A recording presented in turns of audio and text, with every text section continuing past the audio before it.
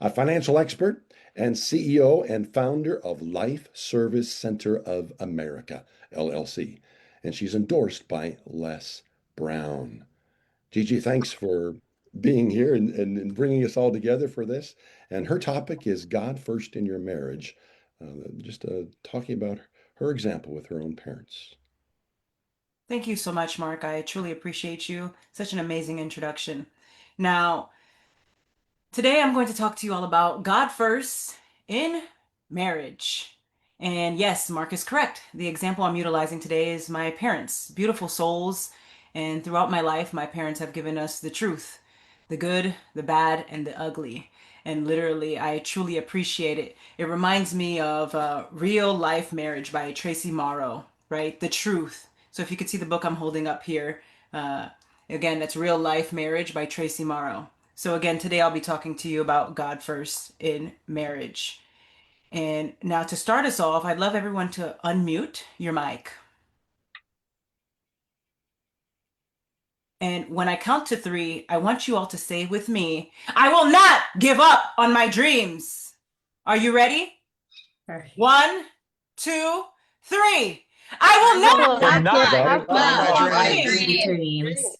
And again, I will I will not not Give give give up up up my on my dreams. dreams. on And my one more dreams. time, I I will will not not give Give not up up my on my my dreams. dreams. That's very powerful, and I love the energy. And so, if you're listening to this message today, and maybe one of your dreams is to get married, yes, you, I believe in you. It can happen. Do not give up on your dreams and trust God's timing. And as my friend Jen Wagner says, you will know when it's from the Lord.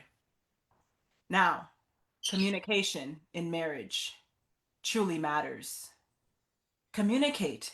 And it's so important to have those difficult conversations. I actually just read a book by my friend Amy P. Kelly, and it's titled Difficult Conversations. As difficult as it may be, we have to be able to have those difficult conversations no matter what.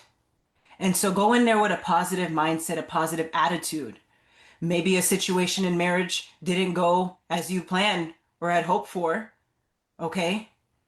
But wait a minute, did you have the conversation? Did you communicate? So if that's you, I encourage you to circle back today and have that conversation, have that difficult conversation.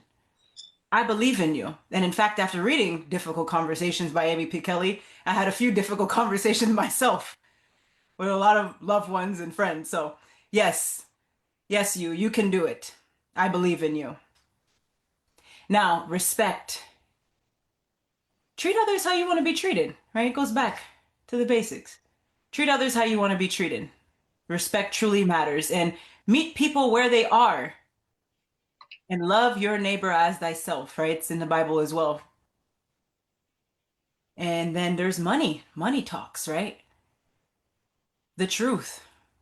Having those conversations about money as well, bringing it all to the table. Might as well. Why not? Why leave it out? Bring it to the table. Let's communicate, as difficult as it may be. Now, I have with me here a book by my friend Linda Gunter, who's actually in the room as well. She's one of our amazing speakers today. And the book is called How to Get What You Really Want from Him, Her, Them, and That. And I have this book here with me right here. And in her book, there are a few other examples of God first in marriage. And so one of the examples here is a beautiful soul. And she talks about how God transformed her life and having God first in your marriage, what it can truly do. And so, yes, it is possible. And then my parents, there's my parents. My entire life, I've observed my parents, the good, the bad, and the ugly. What do? They give it to God, but they don't just give it to God, then they do the work. They take action. Action is required. That surrender is required. And so when you get quiet, you can hear him. And so if you're listening to this message today, let go and let God. And I'll say it again, let go and let God. And one more time, I'll say it again, let go and let God. And remember, faith over fear. And also, then there's hope. And it reminds me of Romans 5:5. And it says, now hope doesn't disappoint, does it? Not at all. Not at all. Can anyone tell me why hope doesn't disappoint? This is Mhm. the question to the audience. Dr. Tanya Goal. Hey, I believe anytime there's a chance of something happening, there's always that chance. And I believe that if you really want something, you can get it. So the most important part is figuring it out and going for it and That's getting right. the resources you need, never denying yourself and never limiting yourself. That's right. Never limit yourself. Very powerful. Thank you so much. And this wraps up my talk on God first in marriage. And remember, keep the faith and keep going. Thank you all so much. God Mhm. bless you.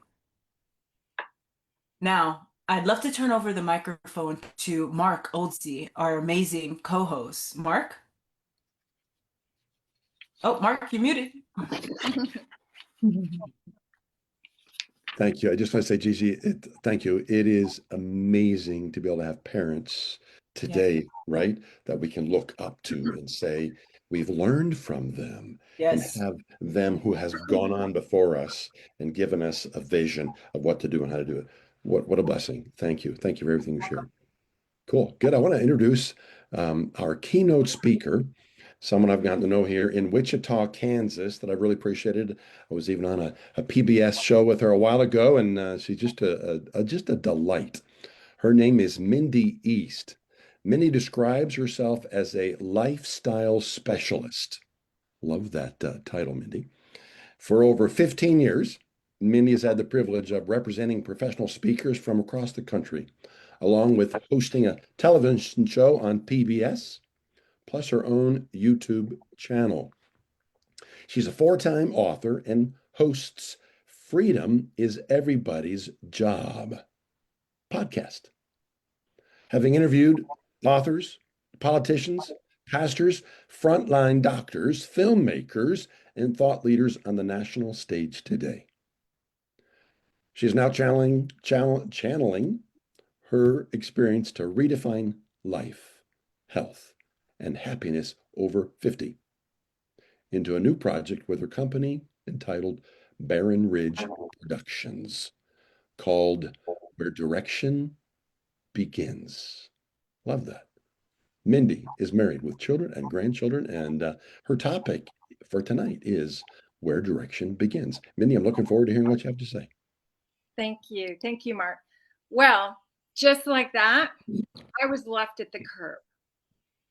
Just like that. My husband didn't even pull into the driveway. He dropped me off in front of our house. He told me that he had filed for divorce and I would be receiving being served the papers the very next day. And just like that, he drove out of my world. 35 years of marriage ended up in the gutter on an early evening, Monday, June 2020 or 2013. So thank you, Mark, for that generous description. And thank you, Gigi, for having me today. And I do the podcast, Freedom is Everybody's Job with Gigi. And I'm so honored to be here. So I'm Mindy East, and I hope that my yesterday can help someone else's tomorrow. I had felt that pain before over the past decade. My husband had taken me on a ride like I was a skier being towed behind a boat in infested waters. I was dodging sharks and predators, just trying to keep my head above marriage. The marriage had been on life support while he had been caught having an affair with one of his employees years earlier. And once again, I felt that familiar pain creep in, and I knew it oh so well. It had been my constant companion. And over the years, it caused me to lose weight, lose sleep, lose confidence. We'd been separated off and on for several years while our children grew up. And he eventually broke it off with that employee and recommitted to come back to our marriage. I told him not to come unless he could love me and fully commit himself to me and to our marriage. And he said he could. And so we made some changes. We sold our big house and we built another one debt free, thinking that that would relieve some of the pressure in his life. So things went along. They just went along, not really better. They just went along. And for 4 years, we just went through the motions until the end of 2012. In the fall, right before I was to take a business trip, he pulled me aside at 10:30 at night, and he told me that he had gotten another woman pregnant. And I remember staying up half the night just thinking, how can I walk this way? I can't walk this path with him again. I got up at 5:30 and left for the airport, and later that day they terminated the pregnancy. And I thought, I can't save that life, and I can't even save my marriage.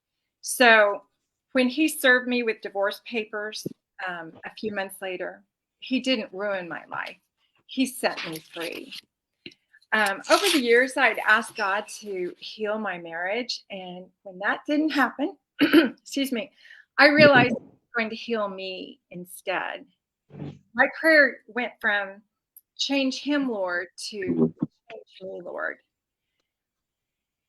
And looking back, I had not consulted God when I married this man. I had not invited him to direct the order of my steps. I had not asked him to lead me to the right partner. And so he was really under no obligation to save a marriage, that save something that he had not established or was in the center of. Love never fails. The Bible tells us that. The fact that it did tells me it wasn't love. He set me free, but I still felt really stuck. By the time the divorce had happened, I had always been someone's mother, someone's daughter, someone's wife. I was 53 years old, and I didn't really know who I was, what I wanted, or what my dreams were. But I did know this was going to be an opportunity for a new start and a fresh beginning. Buying a house and moving occupied a lot of my time, and I was still working. And so after the divorce was over, after it was final and the dust settled, I was able to do some things that I had always wanted to do. I wrote 2 children's books on weather. I started a company, Barron Ridge Speakers Agency, and I represent on this panel today Mark Oelze and Chris Salem and Gigi Sabbat. So that company has been running since 2015. And I felt like at that point, I was ready to consider starting a relationship. So what do we do when we're list makers like I am? I made a list. Not that I'm shallow or anything, but I took up 4 pages in a small journal of things that I thought were going to be deal breakers. And they were the requirements for my perfect spouse. So I folded it up and tucked it away for safekeeping. As I realized I was going to have to heal from the divorce. 35 years of marriage is a long time to have an identity so closely tied with someone else. So as I moved through that process, I did a lot of counseling with my church. I did a lot of reading. I'm so thankful for all the funny little memes on Facebook that probably saved me a lot of my sanity. And I thought I was a master at forgiveness since I'd had to do so much during my marriage. But as soon as I thought I was over something, it would rear its ugly head again, and I would have to start all over and get back on track. My ex-husband quite quickly married his former secretary, the one that he'd had the initial affair with.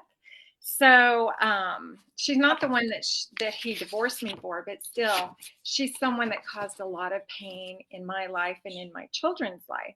And she had been involved with him for 4 years. So my ex-husband apologized profusely to me. And he called me one day, 3 years after the divorce was final, and he said, It's like someone who murders someone and sits in prison. And one day they just wake up and they think, why did I do that? You know, what was I thinking? So he's apologized profusely, but I never got an apology from her. And I realized during that time that forgiveness and reconciliation are two separate things. You know, we think that they're tied together, but forgiveness is something that we do for ourselves. It's between us and God. And reconciliation is between us and another person. It's when two people want a better future. I never got that from the other woman, but I did receive that from my ex-husband. I had forgiven her once that she was out of our lives when my husband came back home. It had been difficult, but how I got past that was I visualized her as a little girl. And how can you be or mad at a little girl? That it's just not right. I knew that she had not been raised in the loving home that I had been, with all of the advantages that I had been afforded. I knew that she had issues. She was from a large Catholic family. She was down the line. So she probably had, I think she was one of 8 children. So she didn't have all the things that I had as you know, coming from a family with 2 kids. I knew that her first husband had been abusive to her and that she had endured physical abuse, which I never had. I didn't have any idea what that was. But my ex-husband grew up in a home with a very angry and controlling narcissistic father who was physically and emotionally abusive to him. I realized that maybe, just maybe, it wasn't love and devotion that brought them back together as much as it was the psychological, emotional trauma that they both shared. So I kept going. After a year, I accepted a few invitations to date, but I seemed to only attract men that were either geographically or emotionally unavailable. I had gotten married when I was 19, so I hadn't dated since disco was around. But I learned early on to ask the man, are there any other people out there who think they're in a relationship with you? Because I found out that people still play games when they're in their 50s. After a while, I became so disillusioned with dating, I took myself off the market. I had a come to Jesus meeting with Jesus. And I said, okay, God, I'm done here. My picker's not the best. I want you to choose a man on my behalf. God knows us better than anyone else. He created us. He knows how we're wired. He put all those special desires in our hearts. So I knew that he would bring to me a man that would match me energetically and love me like he was supposed to and like I needed. So I decided then that I was just going to wait patiently until God made his presentation, because God always gives his best to those who leave the choice with him. So I did my work. I read books. I made room in my life for a man to share my closet. I cleaned out my garage. I quit parking in the middle. I parked on one side. So I created a physical space in my life. I prepared my heart. I got rid of the jewelry that I wasn't wearing. I sent it up to a jewelry store in New York City who specialized in handling jewelry on the secondary market. I didn't want to be tied to a ring or a bracelet or a necklace or something that had an emotional attachment to me. And I knew that I couldn't fully accept what God had planned for me, what he wanted to give to me, if my hands were still full trying to carry things from my past. Remember that list I wrote? Shallow, self-centered, maybe even a little judgy. I tore it up and I wrote out a new list. Who do I want to be? What do I want to accomplish? What attributes would make me the very best version of myself? How can I come up higher?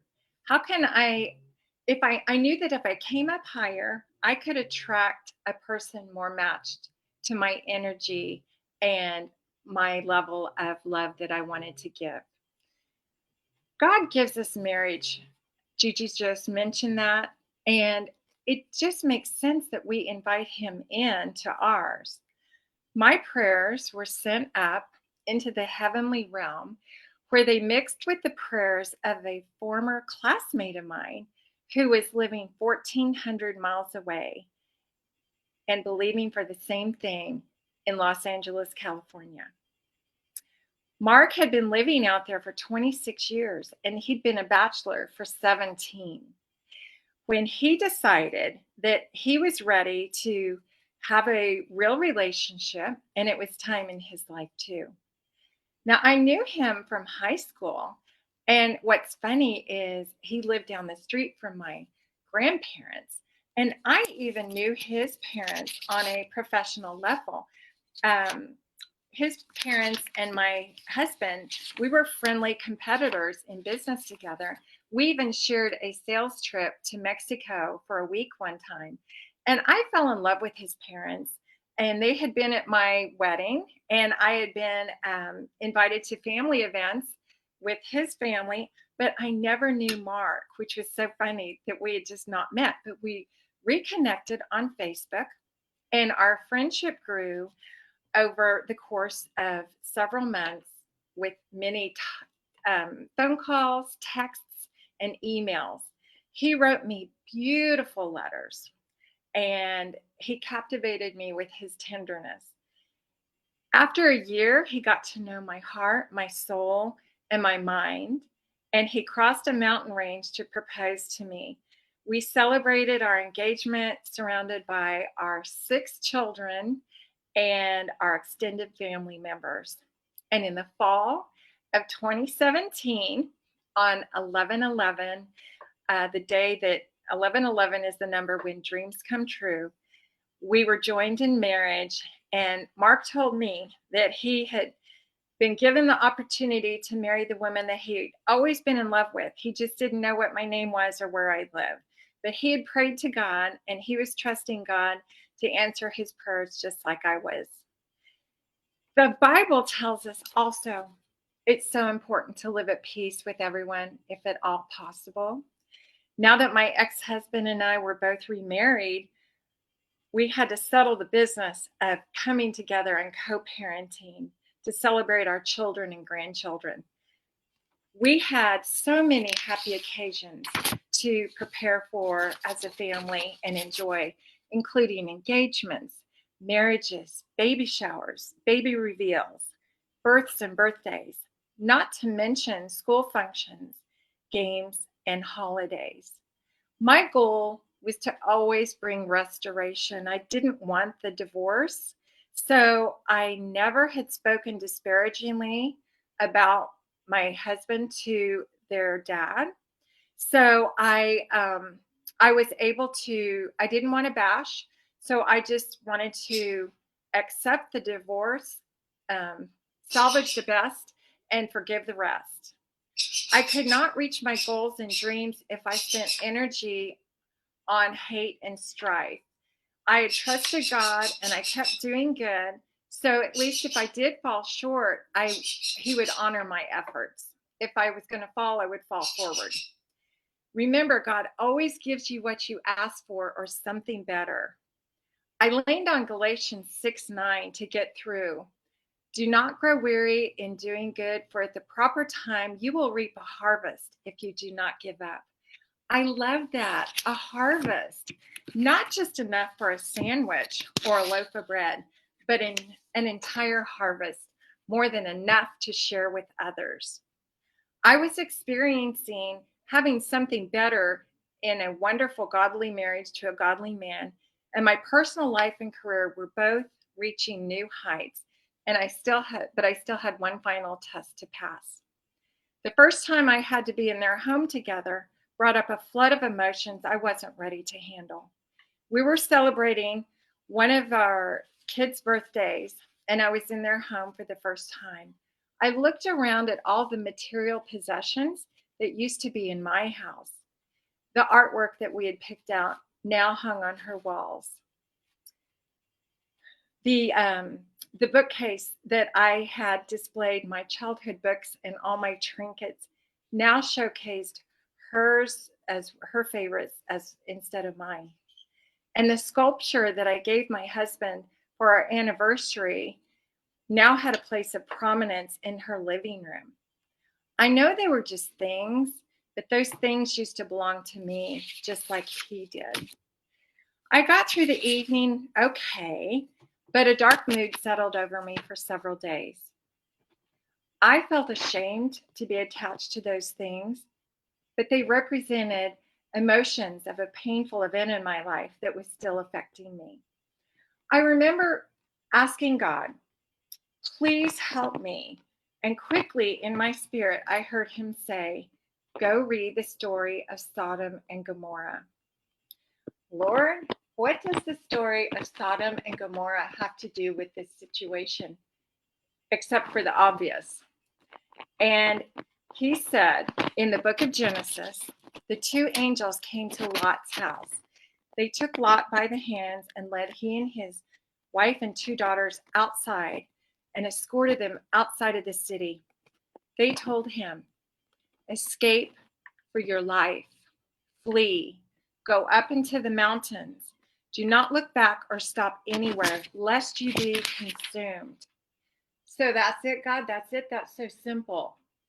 Well, what I heard him say to me was remove yourself. Don't watch. Don't obsess. Don't try to figure things out. Just keep going. Move higher. Go up, rise higher. You're above this. Their part in your story is over. Keep moving because they cannot go where I'm taking you next. Sometimes God will ask us to move forward even when we're not ready because he does not want us living in our past anymore. His future for you is bigger and brighter than anything he's asking you to give up or that you have left behind. So in summary, I just want to encourage you. God gave us marriage. Invite him into yours. Secondly, God always gives his best to those who leave the choice with him. So if you're single, wait on him to make his presentation. And thirdly, do not grow weary in doing good. Always strive to do good for yourself and others. You cannot have a happy life if you're not at least trying to do good for someone every day. And in closing, I would like to encourage you with some of these action steps towards a better marriage that I practice every day. The grass is always greener where it's watered. Make sure you're watering your spouse daily. Little things lead to big results. Love is spelled Time. Every day, my husband and I, when he gets home, we have happy hour. It doesn't always include alcohol, but it does mean that the TV is off. We've got some beautiful music on. We're enjoying each other and no phones, no TV, just us talking. And we both look forward to that every day without fail. A big part of marriage is going to be serving your spouse and service to others. Bring him coffee or bring her coffee. Walk them to the door every time they leave. My husband leaves at 4:45 every morning. I walk into the door and I greet him every day when he gets home. Do things for your spouse. Pull back the covers. Draw a bath. Make the bed for them. Make eye contact. Always be touching. Date each other. Most importantly, laugh together and worship together. The opposite of love isn't hate, it's selfishness. Don't discount your spouse if they have a concern. If one of you has a problem, you both have a problem. Solve it together. And remember, your desire for peace has to be greater than your desire to be right. Don't let irritations and petty differences get between you two. Let them know daily how much you love and appreciate them. Always, always remember, we're just walking each other home. Make sure you walk in love. I'm Mindy East, and it has been my highest honor and privilege to be with you today. Thank you so much. Thank you, Mindy. Very powerful. Now, our next speaker is the Dove family. Welcome, Wes Dove and Cindy Dove. Hello, thank you, Gigi. I'm going to get us started off, and Wes is going to have a lot more for you than I will, but I have something that is short, but hopefully will be as powerful for anyone listening as it has been for me. And this is something I learned early in my marriage, but then realized that it is applied to everything in life. And it's think about what you're thinking about. Because when we were married young, I realized that the more effectively that I tried to communicate with my spouse before we knew much about the DISC model of human behavior, or anything about each other in that realm, the less likely that we are to create a story in our head that is fiction rather than reality if we're thinking about what we're thinking about. So, for example, sometimes you can be thinking, he thinks that I'm late, or he thinks that I'm not doing a good job here. Whatever that narrative is that you can be creating isn't real. And I would even start getting mad over something that wasn't fact at all. So when I realized that, I got to work finding some books that would help me. And when I catch myself thinking about what I'm thinking about, and you catch yourself in this way and do not allow a story to form, then you are in control of your thoughts and you have a grasp on reality. So going back to think about what you're thinking about, that was really the core of what I had to do. And then thankfully, Wes and I learned about effective communication and behavior-based communication. He's going to share more about that. But if we're growing ourselves and leading ourselves in a way that the response we have to something that someone said or did not say is in a way that we're showing up as the person that we're going to be proud of tomorrow and a year from now and 10 years from now, then we're doing the work in that area to make our marriage work and to really communicate effectively, and thinking about where our mind's going in the process. Because again, that's what we can control, our actions and our attitude. So wow, marriage takes a lot of work and a lot of resilience, but it's exponentially worth the effort. 26 years for Wes and I. So over to you, Wes. Yeah, thanks, Cindy. So here's the thing. God put Cindy in my life at the absolute best time possible, even though I didn't quite realize it. I told a group we were with earlier today, so I'll back up and say Cindy and I've worked together, we've trained together, we speak together, we do just about everything together. She mentioned almost 26 years of marriage, but for the last 11 years, we've been in business together 100%.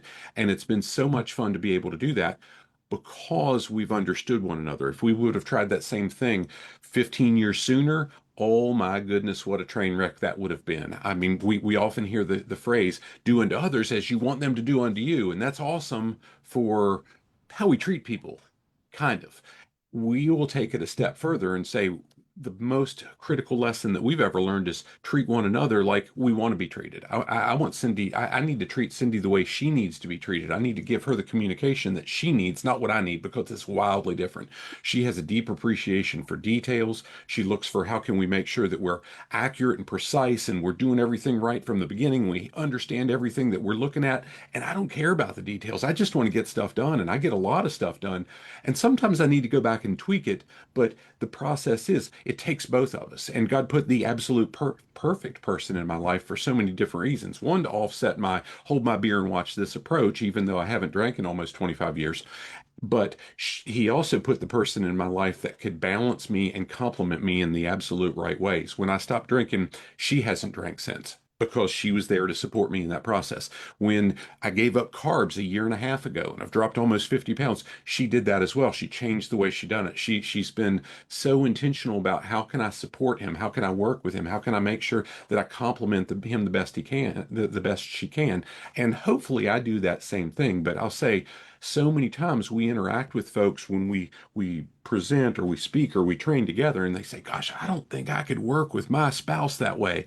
And I think, man, I'm going to pray for you because there's nobody else I want to work with all day, every day, like I do my wife, because it's the most fun thing that I get to do any day. And it's just such a blessing to be able to do these things like this. Gigi and I were having a conversation a few days ago and says, hey, I'm not sure if I mentioned this. And I said, oh, I'm not sure either, but we'd be happy to be there because it's such a blessing that we can do those things together. And I hope that that piece speaks a little bit to somebody and resonates in a way that you can use it. And how do we get better through the process? How do we look for what our spouse needs, not just the way we're wired to do it? Because I'm quick to bowl people over, and I know I need to tone it down and let her catch up sometimes. And it's not bad or one's not right or wrong. It's how do we make sure that we both have the things we need? Gigi, I'll call it done with that. Thank you for having us, ma'am. Yes, thank you, Wes, and thank you, Cindy. We truly appreciate you. Now, our next speaker is C. Reggie Rogers. And through years of counseling countless couples, C. Reggie Rogers brings a provocative conversation anytime he's called upon to speak or to do an interview. He is truly a relationship expert. Welcome, C. Reggie Rogers. Hey, Gigi, thank you for having me. It's such an honor and a pleasure to be on this platform with you and all of your wonderful guests. I'm delighted to be here.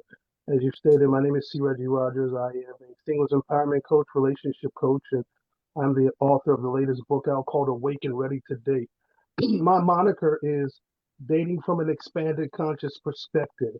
And so today I'm going to talk very briefly about 3 stories to every encounter. And I think Mindy went through each story with her encounter. And so she did an absolute awesome job in telling her story. But there's 3 stories to every encounter.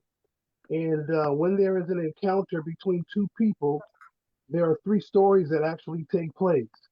The first story is your like story. 2 people have to determine whether they like each other. So the determining has to be mutual. You have to see if there's a genuine liking. And this genuine liking requires assessing if you feel energized, not drained, but if you feel energized around that person, if your values align, and if you can be your authentic selves when the 2 of you are together. Some key indicators as you are getting through that like story is 1, energy and emotions. You feel happy, energized. You feel safe around them, often smiling. 2, action and effort. Both parties prioritize spending time together. Both parties don't mind making effort. 3, comfort and authenticity. You can be your true self, and there is a sense of ease or familiarity. And then 4th is aligned values and goals. You share similar life goals, core beliefs, and you respect each other. So since I give dating from an expanded conscious perspective, the word like shifts from a mere indicator of preference or comparison to a mechanism of resonance, recognition, vibrational alignment. An expanded awareness perceives like as a recognition of similar frequencies. And I often teach about energies merging. When you merge 2 energies, what you create is a synergy. And the ultimate goal is to get people that are synergistically involved together. So in a state of expanded consciousness, like is the energetic frequency that matches your current state of being. So you don't just like someone when we're talking about from an expanded conscious. What you do is you resonate. It resonates with you. You attract or gravitate towards someone who shares a similar vibration. So the next story, then, we have our first story, which is our like story. Our second story is a life story. Your life story becomes an ongoing, evolving narrative where you are both the author and the protagonist. As your life story is starting, your life story is already going. This makes you capable of rewriting, refining, and shifting your focus from past challenges to future growth with your potential partner. You can move from a passive routine driven life to a purposeful journey filled with meaning and resilience. What are your key elements in your life story? Active authorship. You have the power to define the narrative, choosing how to interpret past events and setting intentions for the future. Two, overcoming obstacles. A meaningful story includes overcoming hardships and learning from failures. Three, shifting perspectives. To change your life, you must sometimes change the story you tell about yourself. And then four, continuous evolution. Life is a continuous process of shedding old narratives and creating new chapters. So we have the power to transform our story at any time. And from an expanded conscious perspective, life is not merely the biological span between birth and death, but rather the continuous unfolding journey of self awareness, divine energy expressing itself in form. It's a process of expanding awareness beyond limited ego, driven perspectives to recognize a fundamental unity. And that's your goal. You want to get that fundamental unity. So we have the life story, we have our life story, but then the last story is your love story because there's a progression. The life story begins to progress, it transitions, it morphs into the love story. The love story is a good love story hinges on conversation, commonalities, communication, chemistry, but ultimately a connection. I don't just build relationships on chemistry alone. So you hear so many people say, "Oh my God, we have so much chemistry," but you rarely hear people say, "Oh my God, we're so connected." So ultimately, you want to get to that connection. Contrasting personalities and shared vulnerabilities make the connection compelling. Here's your key elements that make a great love story. One, compelling chemistry. That's the interact. The interaction should feel electric. Two, vulnerability and depth. Good stories go beyond surface level attraction. Three, common ground and growth. Shared values and goals create a foundation. And four, natural progression. The attraction feels natural and it's organic. It's not something that you have to conjure up. From an expanded conscious perspective, a good love story focuses on a mutual spiritual evolution rather than just mere companionship or attachment. It features partners who take radical responsibility for their own emotional baggage, using this as an opportunity to grow. As I close, each story is compelling because they transform and show how two people can become whole and unafraid, turning wounds into wisdom. So as the life continues to go, the love continues to grow. And the ultimate is bringing two people that have energies that have connected. And once you connect those energies and those energies merge, what you ultimately want to create is synergy. What is synergy? Synergy is two people that are uniquely in sync. Gigi, thank you for this opportunity. I appreciate it. Thank you for all those who have gone before me. This has been fun.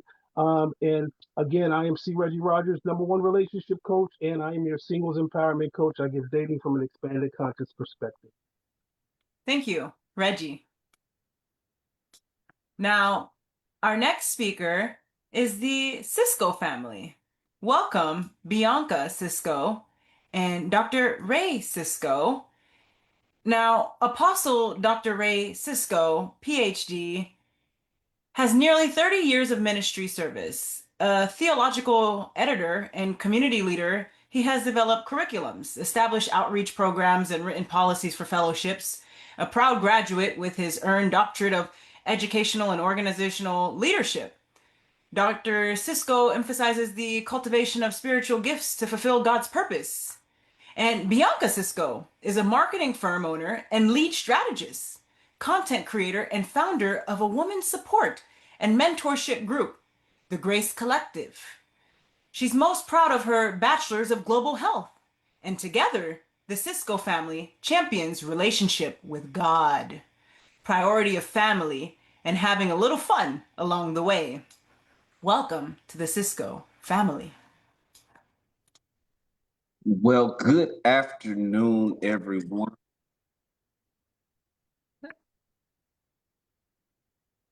That's okay. It's picking it up on the social media platform. Okay.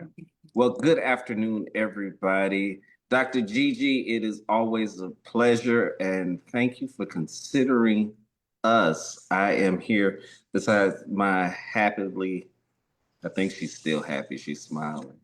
Oh, Um, my beautiful wife here almost 2 years, and we apologize in advance because somebody who normally takes her nap around this time decided that she's not taking a nap at this time. So our almost 10-month-old baby girl, she may be in the background, and we apologize in advance. We're talking about building the household while building the marriage, and to come into a blended and start rather a blended family. It oftentimes has its challenges, especially when they're a teenager, and then to give birth to a new baby. And there's a lot of moving dynamics, there's a lot of schedules. And the biggest thing that is aiding our success is our ability to not just honor each other, but to realize that I can't be Dr. Cisco, I can't be an apostle until I'm first a husband. Yeah. And we have found that in order to build the marriage and to build the household, we had to build one another. When we first got married, I came into the marriage with a 14-year-old daughter, Chase. And when we got married, a few months later, we found out we were pregnant with Araya, our 10-month-old that you probably hear in the background. Oh. And so as our marriage has progressed over the last almost 2 years, we have discovered how to encourage one another, how to build one another up, and how to speak together, how to communicate, have hard conversations, like it was mentioned earlier. And that has been the success of our marriage. And sometimes we'll sit together and eat together for dinner because we don't allow the teenager to just go off in a room and eat by herself. We try to eat together as much as possible. We try to ride together to her sports events and things like that, just to maintain a level of relationship. But even through some of the challenges, we have discovered that it was important to keep God in the midst. We fast as a family. We just got out of a fast back in January as a family, and our teenager did surprisingly pretty well. Very well. It was a week with no sweets. We did barely any meats, right? We did like more veggies, no social media, no caffeine. And we came out of it just doing very well. And God really showed out the week following. And so he has exceeded our expectations in ways that we couldn't imagine. Now, is it still a daily walk? Absolutely. Absolutely. There are things that we're still learning daily. And it's funny, my husband and I have this game that we play every time we go out, and we have people guess how many years have they been together. And even though we've only been together maybe a year, some months, they'll say, "Oh, you guys look like you've been together for 8 years," and then they believe that Chase is actually biologically his. And so there's just been the blessing of my husband coming into the marriage and obtaining a bonus child, and then us having Araya soon thereafter. Of course, there's just beauty in the different dynamics, and we're finding the beauty in all of it. And what most would say is unconventional and not normal, we have found our new normal. And the key to any success will always be the scripture. They laugh at me in the house. No, they tease me in the house because one of the things that I'm always saying is you better get in that Bible. And the reason why I do that is because our safety is housed in the scripture. Hey, you're doing too much. He tells us to cast all our cares upon him because he cares. Yeah. So when I don't understand why someone does something differently than I ask them to do it, we cast that care, and then he comes with an explanation. He gives me redirection. He even gives her Okay, this is my husband. He is leading. Amen. I'm not supposed to try to lead him. Yeah. Amen. But those things help, especially when we recognize that God is love and love without God is just lust. I think I ought to Oh, say that's that good. again. God is love, and love without God is just lust. So our success is going to be predicated upon our willingness to stay steeped in scripture, to live prayerfully, to have a lot of fun. Yeah. Uh, sometimes I think she's my girlfriend, and I try to say little things to get her blood pressure pumping.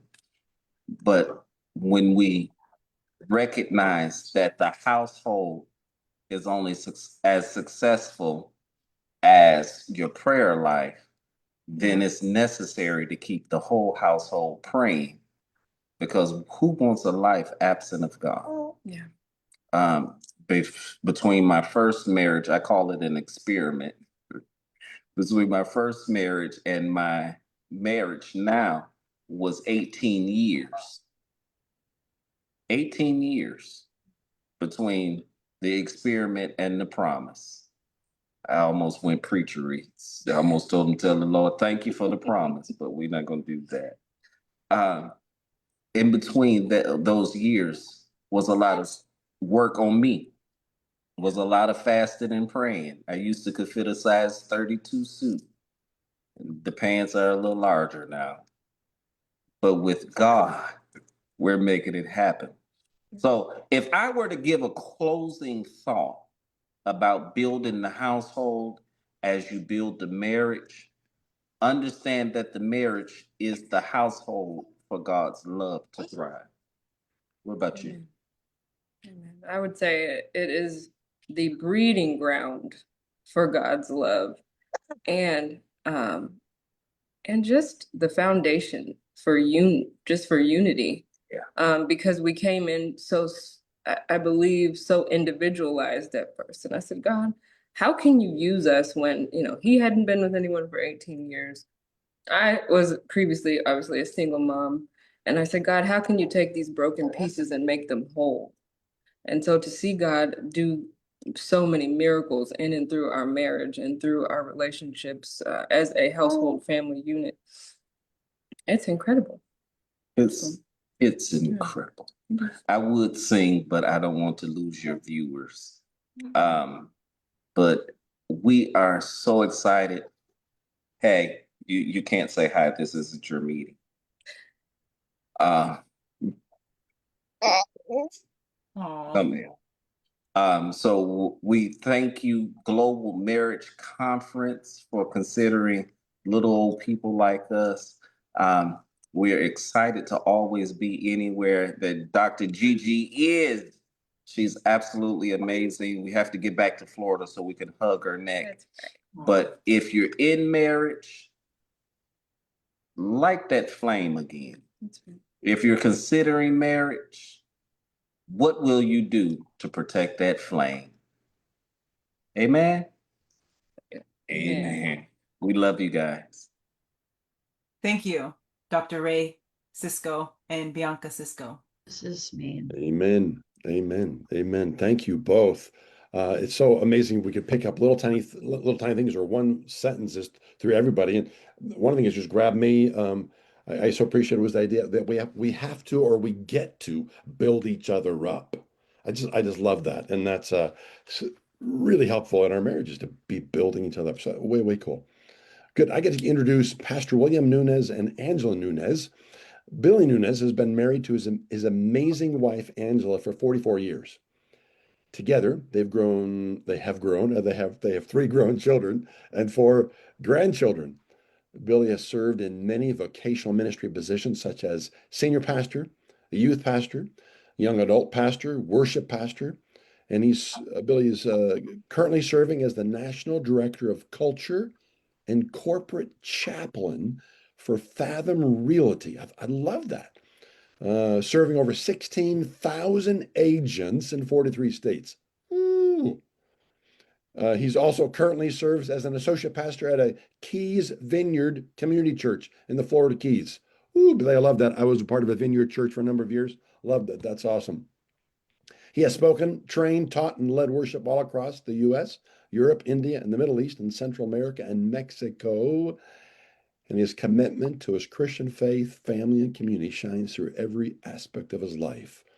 Whether serving his local church or providing guidance in the corporate world, Billy's journey is a testament to a life well lived and dedicated to the service of others. Thank you guys, and I'm looking forward to the topic, the 3 most important words. Well, it is so good to be with you guys. Gigi, thanks for inviting us. We're thrilled to be here. I had to kind of smile when Bianca said that she had fasted from sweets, because I thought, I can't do that because that would be fasting from her. Okay, it's a women's conference. I had to say it. No, listen, it is so good to be here with you guys. We're excited to share the 3 most important words with you. I do want to say this because I'm a jogger. She's a jogger. We've jogged for years and years and years. It's one of the things we've done together, actually, to release stress, but also we just enjoy being together, sometimes just jogging together. And when I jog, I listen to different podcasts. One of my favorite podcaster or preachers is T.D. Jakes. I don't know if anybody knows T.D. Jakes. I love T.D. Jakes. He just inspires me, and I have to be jogging, and sometimes he'll say something, and the way T.D. Jakes will preach, he'll say, everyone say this with me, like, yes, Lord. And in the middle of my jog, people all around me, I'm like, yes, Lord. They look at me like, that guy's crazy, but it's like, whatever. The other day I was jogging, and T.D. Jakes said something that I had to stop. It just stopped me in my tracks. I started laughing so hard because we've actually been married like 45 years now. We have 5 grandchildren. We have a brand new one that just came 2 weeks ago. And we actually have 6 because one of our grandkids is in heaven right now. So we're just thrilled to claim the 6th, though. And but I was listening to T.D. Jakes, and he said something while I was jogging. I just stopped in my tracks. This is what he said. He said, people can introduce you and say, you know what? They've been happily married for 45 years. And he said, that's a lie. Nobody does anything happily for 45 years. And I thought, you know what? That I hate to admit it, that is so true. A lot of work. It's 45 years of mostly bliss, but there's also 45 years of every now and then there's trial, there's challenge, there's heartbreak, there's healing that needs to happen. And if anybody says anything different to you, they're lying to you because I tell you, what makes the joy of marriage is actually some of those trials. Some of those very trials is what brings the bliss and brings the blessing. That's how you grow together. And so we're just thrilled to be here. We're excited. It's by the grace of God that we've made it 45 years. One thing we've had to learn about each other is this, and I think it's so important. Everybody has a backstory to their life. Everybody. And if we think we all start from the same place, we're mistaken. And even in marriage, we've had to learn her backstory is different from mine. Her environment that she grew up in is different from mine. Her influences that she grew up with, different from mine. Her parents that she grew up with, very different from mine. My parents have been married over 70 years. Her dad and mom divorced when they were married 25 years. That was a real challenge. Even that in of itself, in that season, I'll never forget. I was a youth pastor at a church in Dallas. I came driving home from office that day. I pulled into the driveway. I was leaving for the office that day. She runs out to the car. Her parents had just said they're getting a divorce. She looks at me through the pull down window. I said, what's wrong? And she said, are you coming home today? And I knew that was something that was a question coming from the depth of her heart because of the brokenness of her dad and mom divorcing after 25 years. We'd only been married 4 or 5, but it was already affecting her. And so the differences in background and the differences in backstory are so important. We're still learning each other today after 45 years. We still have to learn how to communicate after 45 years. We still have to learn how to forgive each other after 45 years. It's a never-ending journey, and most of it is amazing, happy. Some of it is a trial, but it's a good trial. It's worth the trial. So I start with that. Now I turn it over to my sweet. Get it? Oh, yeah. You know what I mean.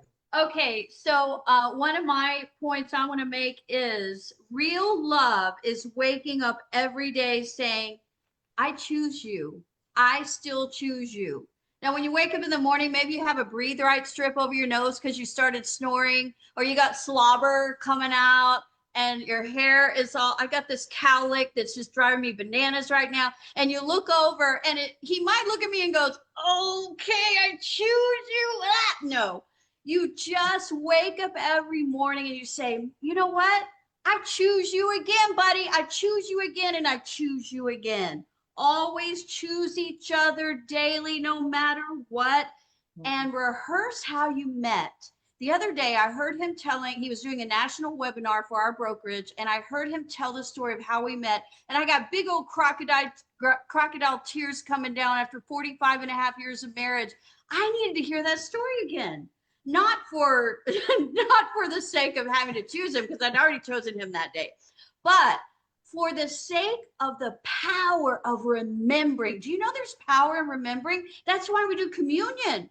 Come on, you guys. We take the juice and the bread to remember the body and the blood, the power of the cross.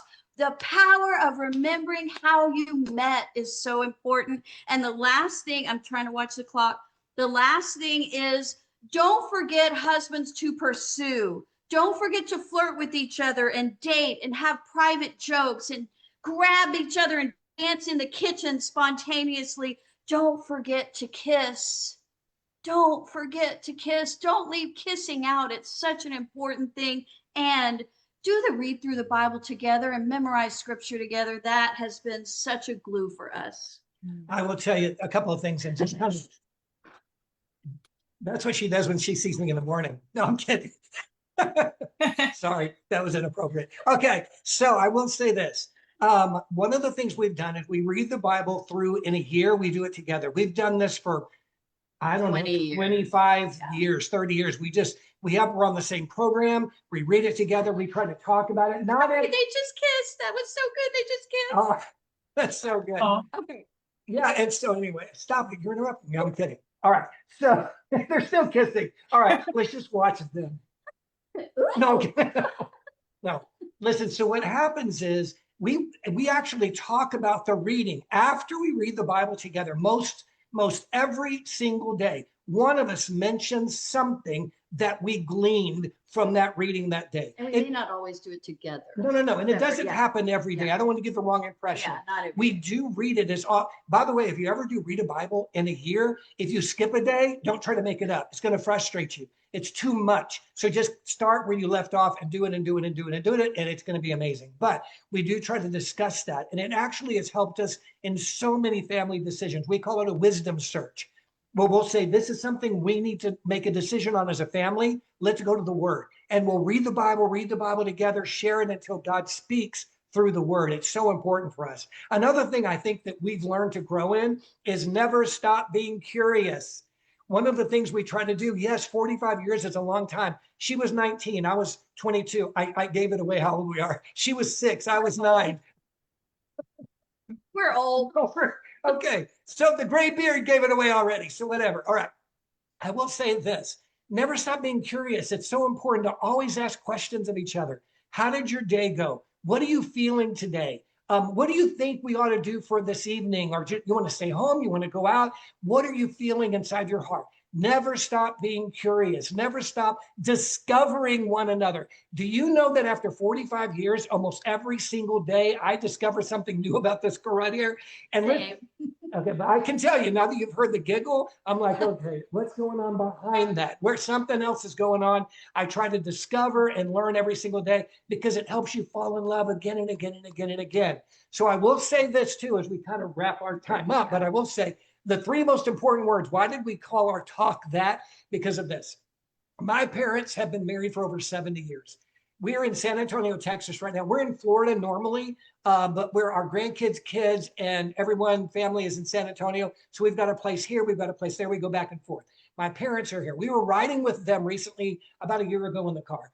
And I looked in the back seat and I said, Mom and Dad, I said, over 70 years, y'all. I said, tell me your secret. What's the secret? How did you, because I know they had problems. I saw it growing up. I saw some of the issues. I said, how did you make it these 75 or whatever it is years?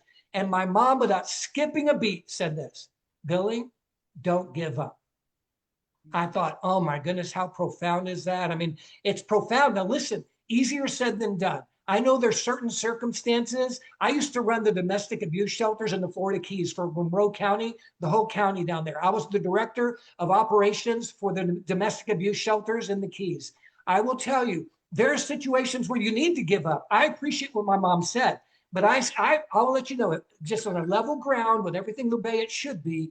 Don't give up. That's key for us. That's something we're hanging on to. That's something we're believing God for. But, and I say that again, you know, saying there's a nuance to it. But I think those three words, don't give up. When my mom said it, I thought, wow.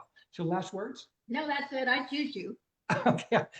Bless you. I choose you. I choose you. Bless you. We're done. Thank you, Gigi. Thank you. Love you, Gigi. Love you too. Billy and Angela, that was wonderful. I thought you were going to say the three words is I choose you. And I love that because we stand at the altar, we say, yes, I choose today, but we got to wake up every day and say, yes, again, I choose you again. I love that, but never give up. Woo! All great three-word ideas. Thank you both. That was really beautiful. That was really beautiful. Cool. All right. Now I want to introduce Linda and David Gunter. Linda and David are the founders of Love Him, Love Them. They started as a nonprofit in 1998 in the fifth worst crime-ridden neighborhood in America, Vine City, Atlanta. As real estate investors at the time, they had homelessness, drugs, and prostitution thrown in their face on a daily basis. And they wanted to make a difference. Then one day, a homeless woman who had all of her belongings in her grocery cart came up to the porch of one of the rental properties while the Gunners were inside, and she wanted to know if she could stay in the house.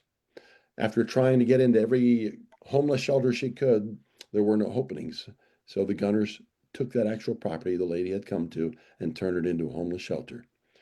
And because the shelter was funded with help from friends and family and not government grants, they were free to operate and share Jesus on a daily basis. They were also able to house mothers that other shelters could not. That included pregnant moms about to give birth and moms who had children of both genders. The shelter and the nonprofit were named George's Place in honor of Linda's dad, who had recently passed away. So amazing. Love to hear from you guys. Thank you. Your topic, their topic to us this is how to get what you really want. Hi, guys. Can you hear me? Yes.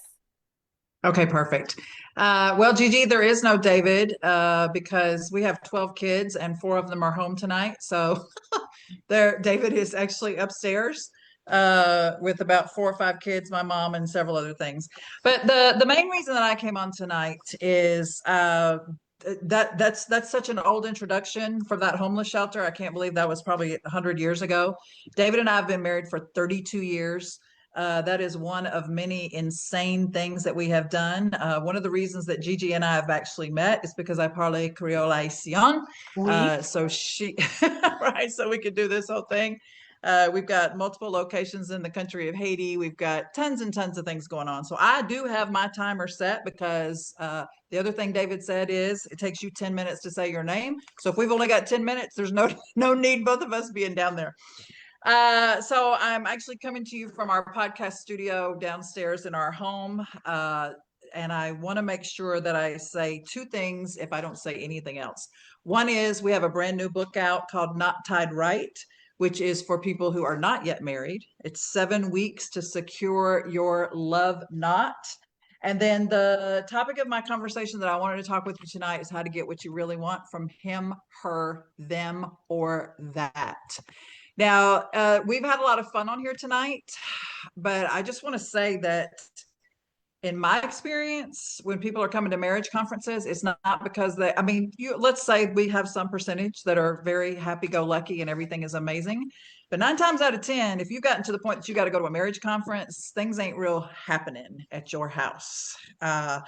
So I am very honored to be here with you. I do love Gigi. We go way back, and especially because of the Haitian connection.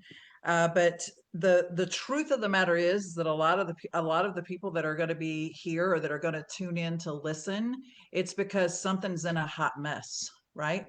As the mother of 12 children and a husband and all of the multiple things that we have going on, it is very, very easy to say, if only. If only my kids would do what I want them to do when I want them to do it the way I want them to do it, my life would be so amazing, right? 10 minutes ago, I would have thought there were 47 horses upstairs. They all know I'm down here, and yet they're running back and forth like cows and horses upstairs. I'm having to text upstairs. If they would just do what I tell them to do when I want them to do it, my life would be amazing, right? If only my husband would do what I tell him to do, our lives would be perfect. I mean, right? I know exactly what needs to be done if he would just do that. I know there's a lot of men that would say, if she would just quit criticizing me, if my children would just listen, if they would only appreciate what I do when I do it, if only he would do the things the way I ask him to do it, right? If only. And yet those if onlys, once we continue down that pathway, very quickly becomes extremely critical. And yet we continue to say it in our minds, even if we're not. It becomes a story that we rehearse. It becomes a condition that we place on our happiness. And the problem with that becomes we quietly, whether we realize it or not, are handing our peace over to someone else. So the problem becomes we want someone else to do what we want them to do the way we want them to do it. And we tell them over and over, with my kids, I always thought that if I would just say it louder or more often, that maybe they would get it. I just tried that with my 15-year-old upstairs a minute ago. It doesn't work that way. And you know what? The fact that we think that we can get peace if they would just do what we ask them to do is the reason that we do what Billy just said, and the majority of us do, is we give up, right? I'm sick and tired. I'm sick and tired of being sick and tired of telling them to do what I need them to do when I need them to do it so that I can have my peace, so that I can get what I really want. Now, stay with me. I know that it sounds like we're talking about a lot of blame, but the truth of the matter is, and in this quick 10 minutes, if I can get anything across to you, this is what I want to get across to you. Whose idea was marriage? Where did it come from? If you want to really figure out, other than using Chat GPT in today's world, if you really want to figure out how to do something the right way, the best thing to do is to figure out who in the world came up with it in the first place. Who came up with it, and go and instead of trying to reinvent the wheel, figure out how is it supposed to work in the first place.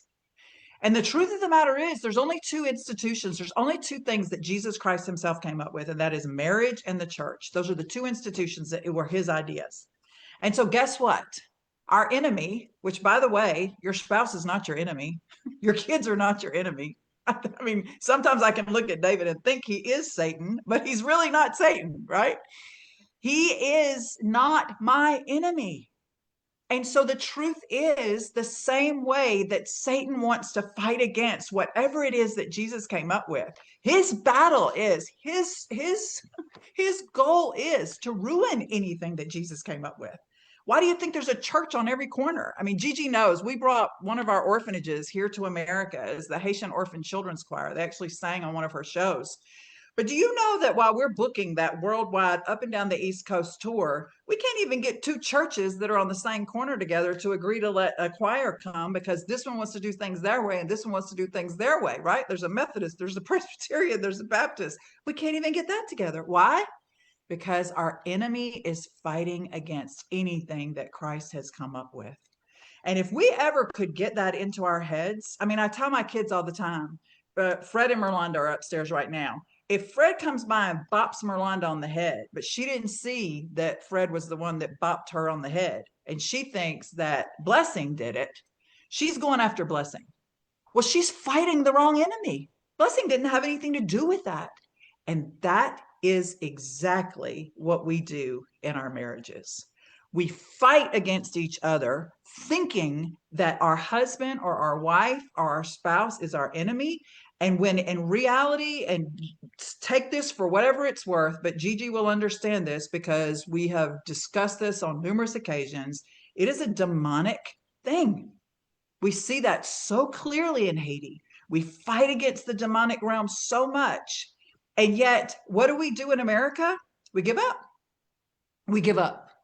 And that is the one thing, whether it is in our relationship with Jesus, whether it is in our relationship in our marriage, whether it's in our relationship with our children, when we are trying to live out an institution that literally Jesus Christ himself has set up, and we don't bring in the principles that Jesus Christ himself has set up for it, we're going to fail. We're going to fail. So David and I have done marriage counseling for probably 20 of our 32 years. I got 2 more minutes. I'm trying to really watch this clock. And what I will tell you is this: the same way that we give up on God is the way that we give up on our marriages. And if we could turn the if only from our if only my spouse would do this or if only my spouse would do that to if only I would sit in the presence of our Heavenly Father. If only I would do what God has told me to do as a wife. 1 Peter 3:1, what does it say? Put your husband first. Not only put him first, but it also says do everything, and don't everything that we do, don't even have fear in our lives for us to allow him to be the leader. The one thing that has not been discussed on this podcast so far is, what if I'm married to an unbelieving spouse? Okay, how in the world am I going to get that spouse to do what I want them to do when I want them to do it, how I want them to do it? What does the Bible say about that? And yet literally it says as a wife, we can win over that unbelieving spouse without, now this blows most women's mind, without even a word, But because of the way we live, because of our relationship with the Lord, and I really do believe, Gigi, that is the whole kicker of what is missing. So if you want to know how to get what you really want from him, whether it's your husband, your spouse, your son, your uncle, her, your wife, your sister, your mother, them, your employees, your kids, the people that you work with, your coworkers, that's what we have so many people reaching for, whatever that is, pornography, food, whatever it is we're trying to fill that void in our hearts with. The only way to true contentment and satisfaction and happiness is that he is first, that we are spending that time with him. I don't get my fulfillment from David. For heaven's sakes, there's no way he could continuously fulfill me 24 hours a day, 7 days a week. It's impossible. And for me to continue down that road and to think that that is a true way of fulfillment, I'm lying to myself. And it's something, my time's up. And it's something that will never happen. So what I'm going to ask you to do is that if you're on here today and you are in pain and you are hurting, and you are desperate and you are ready to walk out that door, go to Amazon, get how to get what you really want from him, her, them, or that. Even if you just read the first 3 pages and cry out to your Heavenly Father, I am begging you to do that and to do exactly what the people before me said, those 3 words. Don't give up. Don't give up on your marriage, and don't give up on your relationship with Jesus. Thank you, Gigi. Thank you, Linda. Now, our next speaker is the Goal family. Welcome, Dr. Drew Goal and Dr. Tanya Goal. Now, Dr. Drew Goal is a professor and an amazing speaker, and he's also the author of Beyond Emotional Intelligence. And then Dr. Tanya Goal is a medical doctor, board certified in family and holistic medicine, and founder of Dr. Goal's Optimal Living Institute. She's also a registered yoga teacher, certified laughter yoga leader, and practices functional medicine for over 20 years. And Dr. Tanya Goal is the author of 7 Habits of Extremely Happy People. And she lives in Tampa with her husband and 2 misunderstood kitties. Welcome, Dr. Tanya Goal and Dr. Drew Goal. Hey friends, how are you? This is our second misunderstood kitty. He's 2 months old. This is our newest Adam's addition. sweet. We call him Yoda. His name is Yoda. He's totally chill. Hey We named him after our cat that we lost a couple of weeks ago, and he had 2 cropped ears, so he started looking like Yoda at the end. And So we nicknamed him Yoda. And now we've got this little guy Yoda now. We've had him for about a week, and he is a furball. He's a sweetie pie. I want to welcome everybody. Just thank you for having us. And thank you, Gigi. Thank you, Mark. Thank you, Mindy. All the people that have spoken. I almost felt like, is there anything else left to say? It was such a pure wisdom from the Bible, from your hearts. And I just appreciate you sharing. So a little bit about me. I'm a medical doctor, and this is my husband. He's a professor at St. Leo. I'll speak a little bit, and then I'll have him chime in. But I'm going to keep it really simple. Can everybody see the screen? Thumbs up if you can. Okay, good. So it's going to be the 4 L's, and this is things we live by. We've been married 23 years. I know it pales in comparison to some of you, but we've met couples who've been married 65 years or more, and it's not a competition. But what we found with the couples that have lived and been married for that long, they told us the laughter and the joy has been one of the major things, and we keep each other entertained all the time. We're silliness. I'm a happiness expert. I wrote the book on happiness. I was in a dark place a while back with Lyme's disease, and thank God for my husband. He pulls me out of the darkness, but I was in a lot of pain. I had the Lyme's disease, which affected my neck and my eye. It affected my vision and caused a lot of pain. And I had to be on a lot of drugs and gained a lot of weight. So I just had trouble even working and functioning. I literally had to be in the dark because bright lights hurt my eyes. And very depressed, angry, upset with God. But I realized also there's a reason for everything. And it helped me to become a better doctor, I believe, because I was really relatively healthy before that. And through that illness, I realized all my blessings, and including my marriage, and appreciating my husband for standing by my side, not leaving me. I actually lost some friends because they just couldn't be around me because they were afraid I was going to die. And I realized how important it is to have somebody who cares about you so deeply that they'll never leave. So the 4 L's. The first part is listen. I honestly dumped on him quite a bit with I can tell you on everything. The job was hard because I was having trouble concentrating because of all the drugs they gave me. But he listened to me throughout all this, throughout all my pain. And then just now we're transforming with our online platform for Wellness University. So coming up with all these upscale courses for improving your vision, because I had to do these eye exercises. So I don't need glasses. I'm in my 50s now, and I can still read this fine print. But just hearing a person out, but also learning to have compassionate words, even though you don't want to. And I've definitely have said my share. I'm from New York. Things came out of me that wasn't always kind, and I recognize. But now I'm actually thinking. I love what one of the other speakers said about think before you think. I mean, think before you speak, but just actually preempting or thinking about the words, how are they going to come out, and timing. Because sometimes they're exhausted when he comes home from teaching all day, and I just need to chill. I'm sometimes ready to go and tell him about my whole day, and he's just like, I just want to take a nap. Give him that rest. I used to get angry with him about that. The other part is laughter. So I was thinking if all of us can just unmute for just a moment and enjoy a moment of laughter to just stretch out the body. So if everybody can just unmute right now, and please rise spiritually or physically. If you're in a vehicle, of course, rise spiritually, but you can do both, of course. And if you can just literally stand up and stretch our bodies. I feel like we sit way too much. So uplifting your body, uplifting your souls. Yeah, let's stretch, raise it up. Woo! And just a nice little celebration. Woo! So, sorry. I'm giving you all a high 10 because you're all amazing and you're beautiful souls in this world. And I'm giving my husband a big hug and kiss. And the kitty. Oh, he's a little scary. Oh, I'm sorry. I'm scaring the cat. He's not used to all my energy yet. We just got him. He was just half asleep. Oh, I woke him up. So then just what we're going to do for the laughter part is everybody's going to clap their hands and we're going to say, very good, very good. Yay! So 2 very goods and a yay. So do it with me now. Very good. Very good. Yay! Now, if you do have your partner, I want you to high 10 them, or just if they're not physically there, just high 10 them kind of figuratively. So let's do it together. Very good. Very good. Yay! One more time. Very good. Very good. Yay! And now let's give them a big hug. We can again do it spiritually if they're not physically there. It's important to bring in the self-love so we can love on each other. So that brings me to my third L, and you can remain standing for another moment because we're going to stretch, but loving on yourself, loving on your partner, because you can't pour from an empty cup.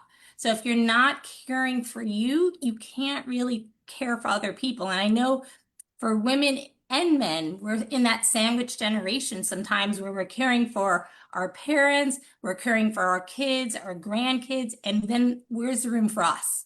So you're not selfish for self-care. It's actually a necessity, and prioritizing sleep is important. And I know that a lot of people come to me, Dr. Gold, how as a parent am I actually going to sleep? Well, first of all, you have friends and family. You're never burdening them for asking or hiring a babysitter for nighttime to help them sleep. And I actually have patients who do this.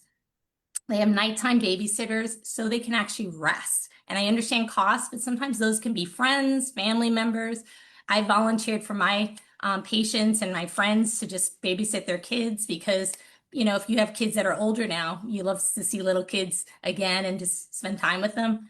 But we all can help each other and all boats rise. So the community through churches, a lot of self-help groups, a lot of seniors. I actually have a large community at the YMCA where I teach yoga, and a lot of them say, you know, I have nothing to do all day. I would love to babysit a child, help, and even at night. So because they can sleep during the day if they want. So I just share there's avenues. If you're not a parent and you're not sleeping, please find a way, because that can really strain a relationship. And I've met families where they're just not getting enough rest and they're exhausted. So prioritize sleep, and that affects your health too for longevity. Your memory, your driving, it can be a safety issue too if you're tired and you're trying to drive. But love on each other. We do dance in the kitchen. We do date now. We've had little picnics in the living room. Make it fun. I honestly say take off your devices, take off the TV unless you're playing a game together or texting each other in a cutesy way. But don't take each other for granted. I literally run to him at the door, my honey soul, my Julie soul, when I do a little dance. And he's like, oh my goodness. People, when we go on different vacations, think, did you guys just meet? Are you on your honeymoon? But that's what you just think of, how precious the life game or the life game of love, to find someone who loves you back. You love them and they love you. So I have one last thing to live, but I'm going to point it out to Drew because he can tell you about that and anything else. Go ahead. I got a bonus elf. Okay. So the live is living on purpose with purpose. So never lose yourself. He's a big football fan. If you look at our house, part of the house has the Ohio State. Thank you for saying it correctly. Yeah. Oh, come on. Really? That team up north? Oh, you got the Longhorns. All right. Well, we'll talk again in a few months. Second week of the year. That's right, baby. So I didn't know. I went to school without a football team. So I'm not gonna go upstairs. I gotta go off camera to grab all my swag. But living with life with zest, and it's okay to do your own things. Because when we first got married, Drew was like, we have to do everything together on our honeymoon, and he's not a runner. So I said, I'm gonna go for a run. He's like, oh, I'm gonna go with you. And it was Hawaii, it was hot, and he was just not a happy camper because he was like, oh, I'm gonna bicycle, but he couldn't find a bike that early in the morning. And I said, honey, it's okay to do different things, and then we come together. So football, he'll watch his football games, I'll do my yoga classes, and then we meet up happily. Instead of grudgingly, I'm going to his football stuff, which it's okay. I mean, I sit with him sometimes, but it's not my cup of tea. And then he'll come to my yoga classes, which, you know, he's tight and he'll stretch. But again, he wants to do something different. That's okay. Love what you love to do, and then love to do things together as well. So I think it's fine to have, if you have separate things that you don't do everything together, that's okay. And as we grow older, we're recognizing that love is compromising, and it's sacrificing, and it's work, and it's hard at times, and it's challenging, and we've been through many, many challenges, but it's worth it. We're happy that we're together, that we chose one another, that we work on this every day, every moment, because life is so precious and that we don't take each other for granted, which I did for a long time. And I didn't always respect him, and wasn't always kind to him, and I was hard on him. But I'm recognizing that I can be a better person and I can grow and continue to learn and learn his language. So that book, The 5 Love Languages, was very helpful for me to understand him. And this other book that I was mentioning, it's called Talk to Me Like I'm Someone You Love. And it really has helped me with verbiage, because I honestly, from a woman's stance, I just like to talk. And from a guys I'm reading, also men are from women are from Venus, men are from Mars. I didn't understand men that if they're talking, let them finish. And if they're in a box, like with their thoughts, let them be there and be mindful that they think differently than we do. I didn't understand that as well. I'm still learning and growing on that, but it's been really helpful to not always interrupt him like I used to, or get the thought out that I have to tell him what I need, what happened, and he's exhausted, he needs to rest. It's okay, it's not personal. So I'm learning that as well. But I'm glad that we can dance together. I'm glad that we spend time together and care for each other a lot and do things. We're actually going to have an exchange student soon, but we're always trying to work together and think from the other person's perspective. So that's helped me. All right. Thank you again for joining me. I'm Tanya, Dr. Gold. If you want to get in touch with me too, just put your email or your cell phone number, and I'm happy to give you a copy of my book if you're interested in getting that. It's called 7 Habits of Extremely Happy People, The Hidden Secrets to Success. It's all about real ways to be happy from the inside. So again, when you're filling back your cup, you can help your partner as well, because in that relationship with kids, with everyone, to live your life with purpose, on purpose. One last thing, when we said we were I'm somebody else's wife, daughter, all that stuff, you're finding you, and you do matter. Mindy said that. It's finding who you are, because you matter, you're worthy, and you're a nidus. And we know for God, a merry heart, as Proverbs 17:22 says, a merry heart is good medicine. It's so true. When you're doing things from love, with love, you're going to do it with more ecstasy, with more love, with more fruitfulness, and with more boldness, and you're going to feel so much more alive. And that's what we need more of in this world, more people that come alive. Thank you, Dr. Tanya Gold and Dr. Drew Gold. Very powerful. Now, our next speaker is Nina. Welcome, Nina. Hi, thank you so much. Can you guys hear me okay? Yes. So yeah, I'm grateful to be here. I've had the honor of working this is my 24th year of working with the vulnerable populations, the high trauma population. So my discussion for these 10 minutes is going to be a little bit different. It's more geared towards trauma. And I have the fortune of working with couples and individuals every day of my life to help them to have better relationships with themselves and others. Not sure why my screen just went black, but okay. So the first thing that I want to say is it's just interesting. I recently, this is one of the most famous in the world to date, coaches, someone he works closely with, and he said, you didn't learn anything new today. It was just a reminder. And I think that's wrong with, not to bash other professionals, but I think this is part of what's wrong with what's going on. A student said to me recently, he said, we all talk about self-love, but what's the roadmap to get there? And this is the truth of it. The truth of it is that just like healing, just like relationships, there are not specific tools that we're giving people to understand how do we handle conflict effectively. So that's what I specialize in. And when people say to me, and these are people with families with multiple children and people that don't even have the finances to afford something like what I do, but when they say to me, you changed our life, you changed our relationship, you saved our family, it's unbelievable. I want to share with you the two most what I have gotten the best feedback on in these 24 years in terms of what has changed lives the most. The first one is validating emotions.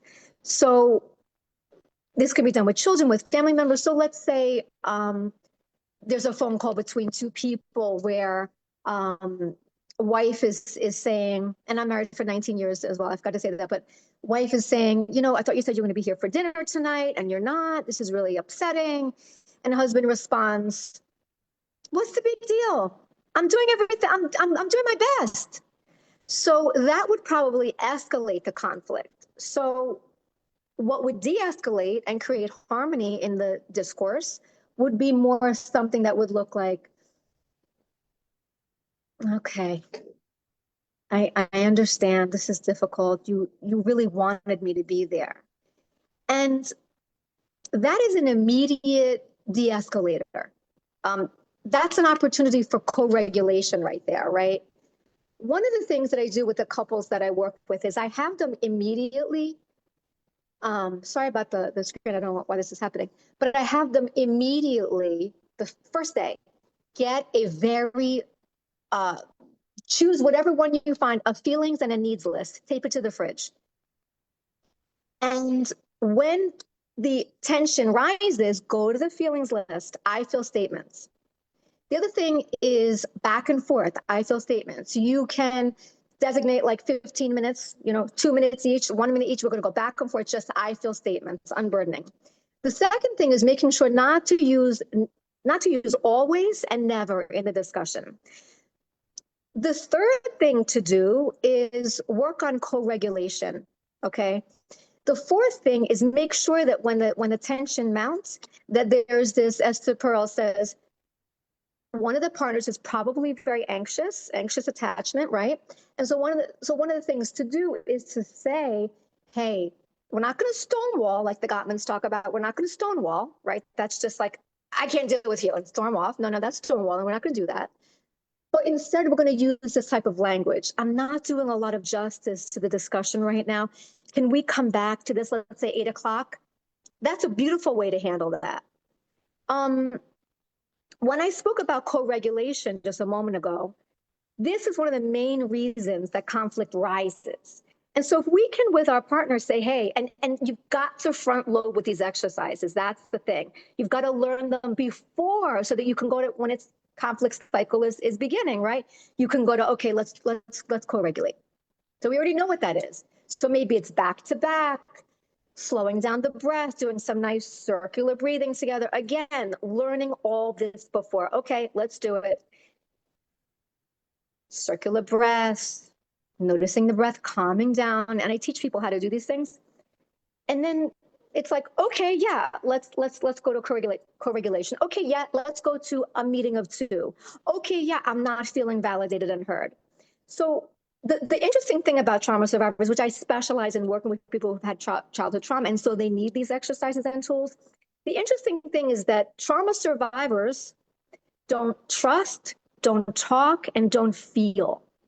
So that's why we have to really front load with what happens, okay, when activation begins. One of the ways to front load with tools and a deeper understanding is the relationship is only as healthy as the individual in it. So one of the main things that I say in the couple is, are you willing to do individual sessions? In those sessions, I teach people how to sit with specific memories that are creating activation. So let's say if I'm working with a survivor of sexual abuse, what might come up for her in her marriage is this idea of like, I'm not heard, I'm not protected, when her husband for the 15th time leaves the towel on the floor. It's not about the towel on the floor, ladies and gentlemen. It's about what it represents. So to eradicate that activation, that response, that trigger, we've got to go and do the individual work. Because again, if we're not working on what is creating what's underneath the triggers, then the relationship is going to be very challenged. I want to share with you some of the people that changed my life. I think I mentioned that I'm a trauma survivor. I have 19 years of clean time and sobriety. And some of the people that changed my life that I use working with the couples that I work with are Esther Perel is amazing, the Gottmans amazing, Harville Hendricks. Harville Hendricks is very powerful because he's one of the first psychologists that has really included that breadth and scope of like the relationship cannot withstand pressure unless we are doing our own individual work, right? When I help individual within the couple do their own inner work, it's very simple. And I'm someone who did 18 years of EMDR, 12 years of IFS. So these are, being from New York City, these are the go-to modalities that are very expensive, that are what evidence, kind of based research is showing that these are or for example, somatic experiencing, right? What I found as a common thread with brain spotting, with EMDR, with the eye movement therapies, all of it, what I found, which was one single element, and that is being willing to grieve loss. Safely being able to grieve losses. That's where the joy comes back in, the vitality comes back in, the creativity, the imagination, all of that stems from ungrieved losses. That is the number one thing that I see destroy relationships to date, is unrecognized childhood adversity. So what I direct people to do, they don't have to do it with me. I teach people how to process on their own, because Richard Schwartz, another one of my great mentors, he teaches this. You can heal yourself. What you do is you select a memory, okay? Maybe try rocking to kind of get into the heart space, because we're all very guarded from learning about what happened to us. We learn to shut that down, right? So now to get back into the memory, right? Rocking, holding a single memory and working with a single memory at a time. So holding that memory in the mind and identifying what is the belief about myself with this memory. The belief I'm not good enough. It's my fault. So going over that, right? And there's a great book called Self-Guided EMDR, Self-Administered EMDR. So it teaches you the steps on how to take one memory at a time and heal those memories that are creating the conflict in your relationships today. So being willing, how about that? Being willing to be with those sad parts of ourselves that are unresolved. And one of the things that we can practice right now is learning how to get curious about what we're feeling inside, right? So you guys can just taking your hand and putting it on your heart space, this famous somatic pose that went viral in correctional facilities. We are teaching inmates how to place one hand on the heart, one hand on the belly. Alexa, stop. That's my 10-minute signal. So learning how to somatically get regulated, and then we can have these amazing discussions. I know I said a lot, I threw a lot at people, but I felt like frustrated with a lot of what I'm seeing, where we're not giving people the tools that they need. So thank you all for being here, and I'll share my info in the chat if anyone has questions about any of the modalities that I discussed. Thank you, Nina. And Thank you now, so much. yes, Mark and I truly appreciate you. Yeah, Now, good. Go ahead, Gigi. yes, very good. Now, our next speaker is Dr. Laura Cobb, who's a nationally certified and licensed professional counselor and empowerment coach. Welcome, Dr. Laura Cobb. Thank you, Gigi. Thank you for having me. And Mark, thank you for co-hosting. I just really love everybody's share. So I'm going to share my screen, and I want to piggyback from Nina. That was such a great segue, because I just really love what you had to share with all of your experience, because I'm sharing about John Gottman and his research. So I'm just going to share my screen and call these up for you. So my background primarily is in education, teaching at the university level for a number of years, sorry about that. And I used to teach this information And I love sharing it with the students. It was just really interesting to get their feedback on it. 'Cause a lot of them, when I taught marriage and family at Purdue, my doctorate's in child development and family studies. So working with them, it was just really fascinating to get their take on it. And I got to tell you, I've lived this my own life. I've lived with these four horsemen of the apocalypse, and I've learned how to navigate as well as I can. I'll tell you, that's the most challenging thing, is that realizing that there's so much more to learn. So I want to tell you about Dr. John Gottman and his wife Julie Gottman, and they're out of the University of Washington, and they have a love lab that they created. It's over 40 plus years of research that they've conducted in this. And first of all, let me tell you why this is important. It matters globally. Why? Because we all fight. Couples struggle with conflict. Couples fight cross-culturally, diversity. But it's really more important about how we fight than what we fight or why we fight. How we fight rather than why we fight and what we're fighting about.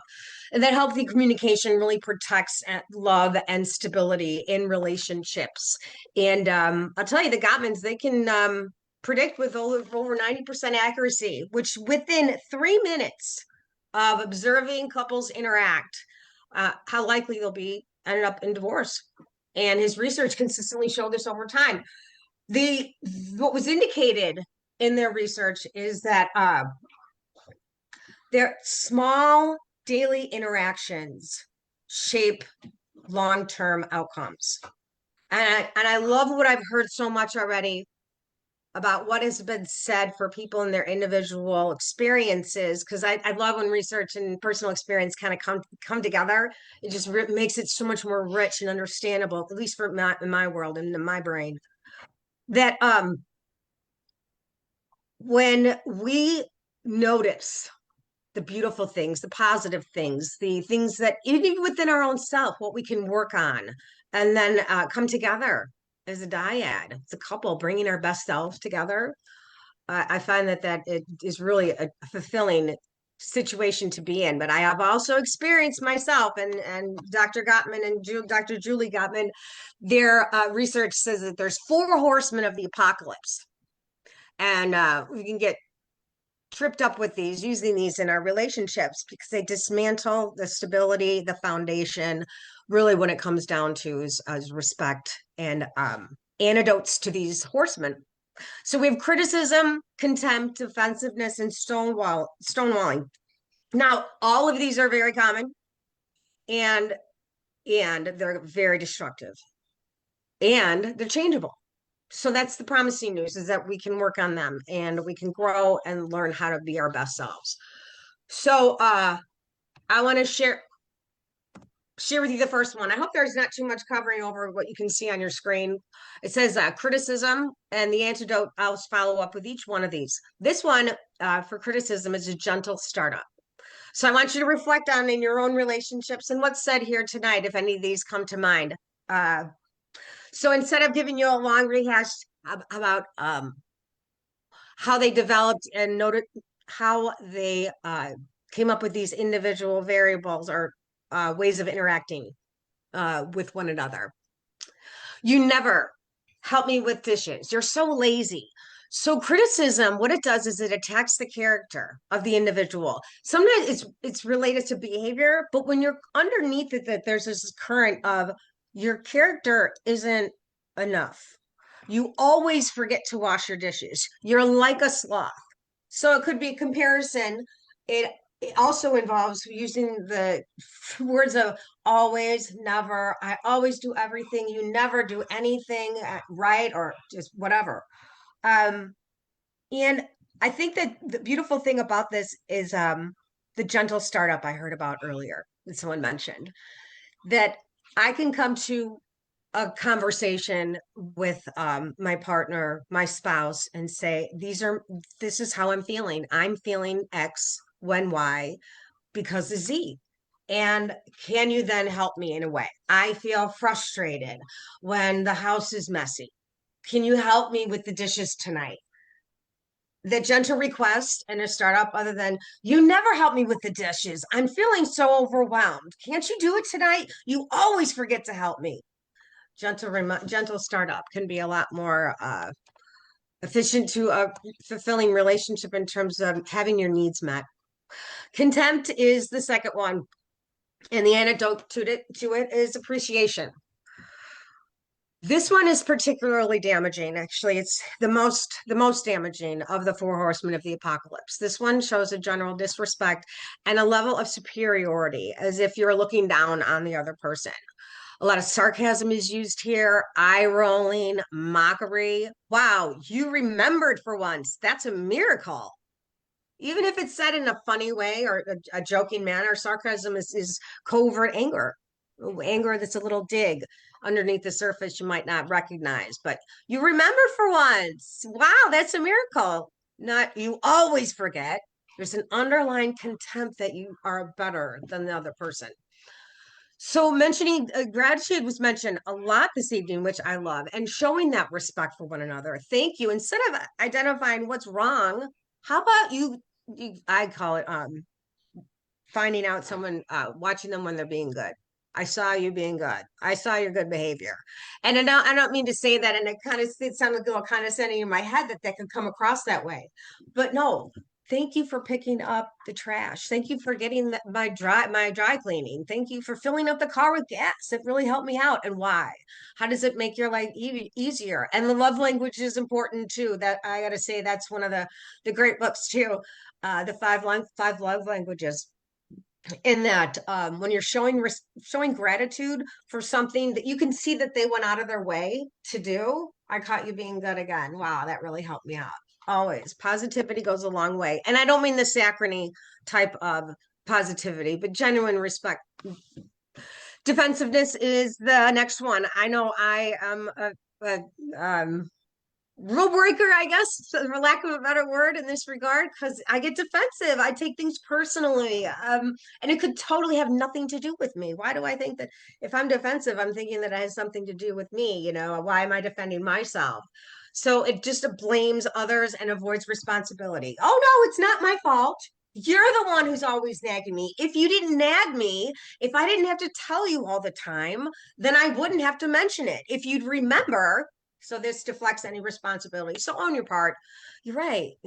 I forgot. And I can see how that upset you. Taking ownership goes a long way in terms of solidifying intimacy in your relationship. I also like to say that intimacy is into me, you see. So allowing yourself to be seen, that's a very vulnerable place to be when you ask someone or to tell someone what your needs are and they still don't maybe they can't or they won't. That's a challenging place to be. I've been there myself. So always be alert to. There's always, whenever something happens, there's an antidote. Take the way with the antidote. I'll tell you, we got to go to self-soothing too, because I do believe I heard someone talk earlier about timeouts. And I got to say what the Gottmans indicated, that when stonewalling comes in, there's a silent treatment, or, you're just not talking to them, or they walk away, or there's this dismissive, you don't know what you're talking about. You don't know what you mean. There's a little bit of contempt in there, or the person can shut down emotionally and give no affect whatsoever. The one of the other big things that I really like about Gottman's research is that self-help is such a big, self-care and inner work is such a big thing right now. And their research came out a little while ago. It's still recent, but it's not necessarily cutting edge anymore. I think it's foundational, if anything. That stonewalling is it's an opportunity to shut down, but instead of looking at it in that way, take that time, and if there needs to be a break, take that time to pause. It's like a timeout, yet this one's a little differently. Pause, calm the body, and return then to connect with your partner. That's the key thing, is you have to indicate that you're coming back. You're just not going to go to bed on it necessarily. Maybe you do need an overnight sleep. There's no hard and fast rule. While the couple, it's different. The thing about it is they communicate about it. I'm feeling overwhelmed. Can we come back to this, take a 20-minute break, and we'll regroup? So these timeouts really do help protect the relationship. We give our toddlers and sometimes, and I give myself timeout. I can't, I'm too emotionally overwhelmed. I need to regulate my emotions. And for me, there's can't be stimulation. So, and then knowing your partner and how they respond, because I want to jump in and go there. They might not want. So my initiative to jump in and try to make everything better or try to fix something doesn't necessarily gel with the other person. So coming together as a couple is really key to understanding each other. So the key points, I just want to summarize, this research is historical, and I just love the Gottmans, and they can predict within 3 minutes of sitting down in this love lab. Now, granted, they had magazines, there was no electronics involved, there's no televisions they couldn't watch, no phones. They just had, they just observed them. This is like a hotel room. And so with over 90% accuracy, I think those are pretty good odds. Over 40 years of research with this. And number one is contempt. That's the worst one. Now, there is a healthy ratio of 5-1. This is another key point. 5 positive comments to every 1 negative comment. I want to say this is important because when only because it's not always the ratio, it could be the type of comment that it is that it might take a lot. If you know someone's bullet point or buttons to push, you can do a lot of damage. So 5 general positive might not do it for the 1, but it is a ratio. So quantitative and qualitative, you got to mean it. So that stonewalling fix, take that self-soothing break. No, and also most of these conflicts are perpetual, which means you're having the same fight, the same content, but it's how we fight, not necessarily just why we fight. So awareness is key. That allows us to have choice about what our options are rather than just reacting. We can respond after we take that pause, possibly pray and proceed. So repair and connection are always possible. That's what we're looking forward is that connection and repair. And sometimes that includes the individual self as well. And I love this statement. I implemented this early on in my recovery and my relationship issues that I had to deal with was, do I want to be right or do I want to be happy? I don't want to be right. I want to be happy. And I'm not happy if I'm right necessarily, because I don't want to be right. I want to know who I'm involved in my relationship and delve in deeper to that so that we can be happy, but we don't have to agree. So my own personal experiences is I remember I was in my early 20s and I was dating a man for about 5 years or so. And we had lived together. I was in college, and he had I had a temper, right? And I'm no angel at all. I mean, I know I fueled it at the time because I was still in these. I was in these these behaviors, and I was holding him complete contempt.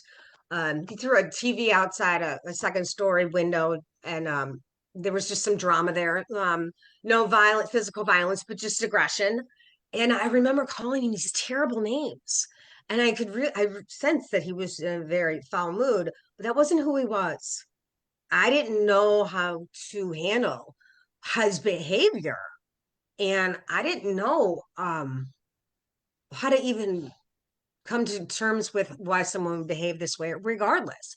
And I know how I felt about myself in that moment, calling him those names, and how terrible I felt about myself. There's my own guilt and all stuff going on there, but like those words, I don't feel good about me resorting to that because that's not who I am.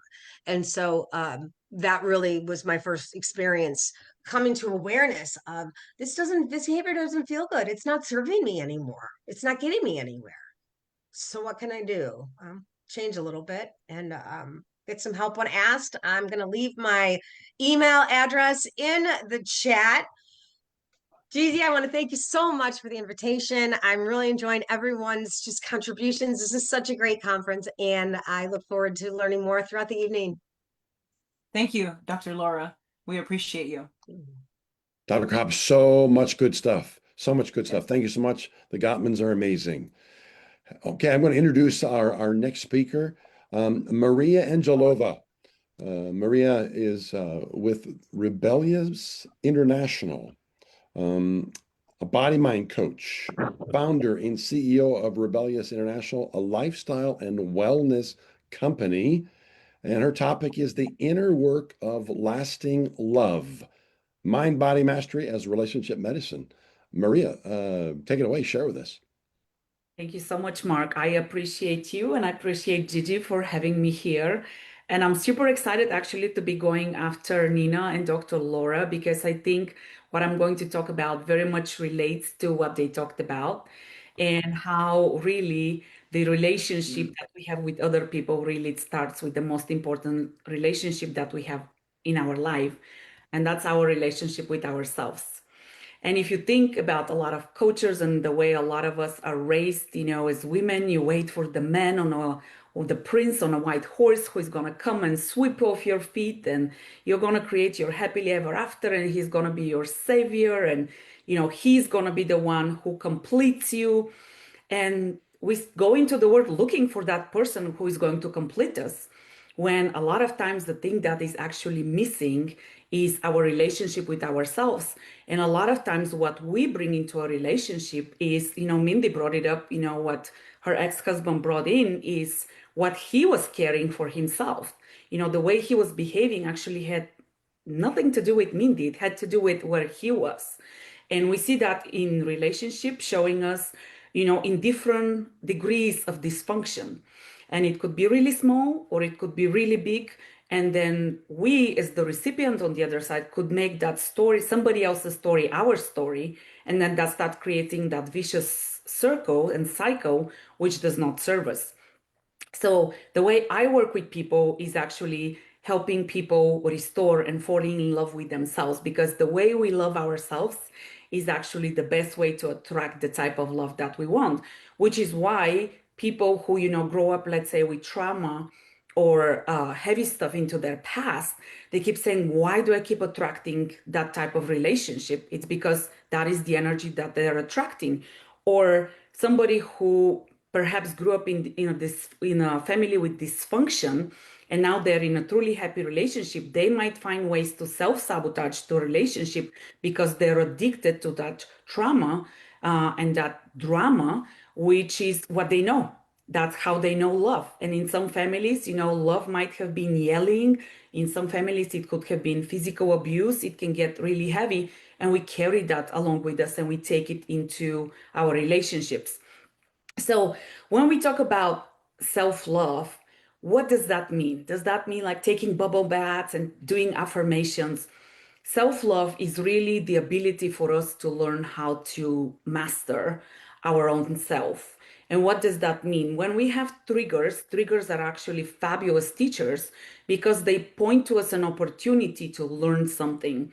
And if we take those triggers as teachers versus as a way to get mad at our spouse, it's a tremendous opportunity to grow. And I would tell you, in my personal relationship, I was expecting my husband to change and to do things the way I want him to do them and the way on my timeline, and he's an adult man. I can't control him the way he is. But what I have control over is myself.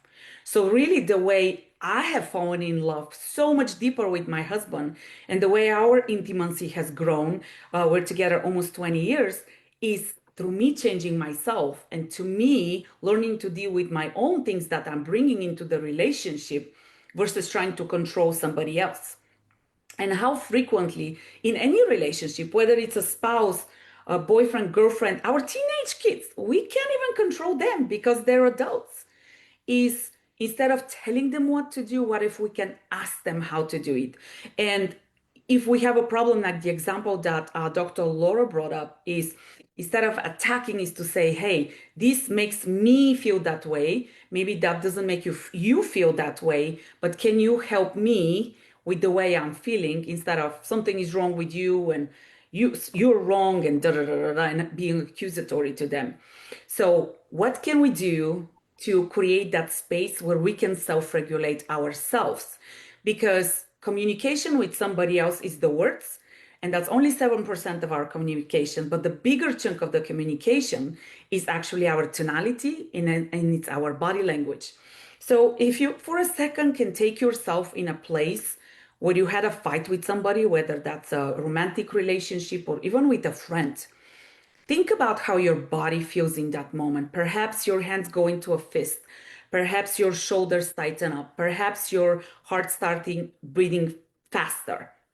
That is your body giving you physical symptoms that you're starting to become unregulated. When we are unregulated, when our nervous system shifts, we are not in a capacity to love, to be compassionate, to listen, to understand. We're in a survival mode, defensive mode, or you can't tell me what to do, right? And now the tonality starts changing. And now the body language starts changing. Now the other person is like, whoa, let me tell you. So now you have two unregulated people trying to interact. And the combination of that is usually not so good. So instead, what can you do? How can you self-regulate? When you can, maybe, a word is said, a triggering word is said. When you feel your body going like, oh, I'm about to react, pause and take a breath. If you are sitting, perhaps right now, feel your feet connect to the floor. And just give yourself that pause. And it could be a couple of seconds pause.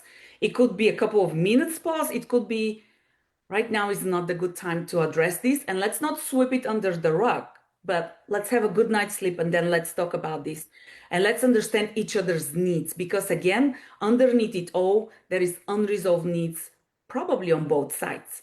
When somebody expresses themselves, we should be able to stay into the capacity to listen and not make it about ourselves.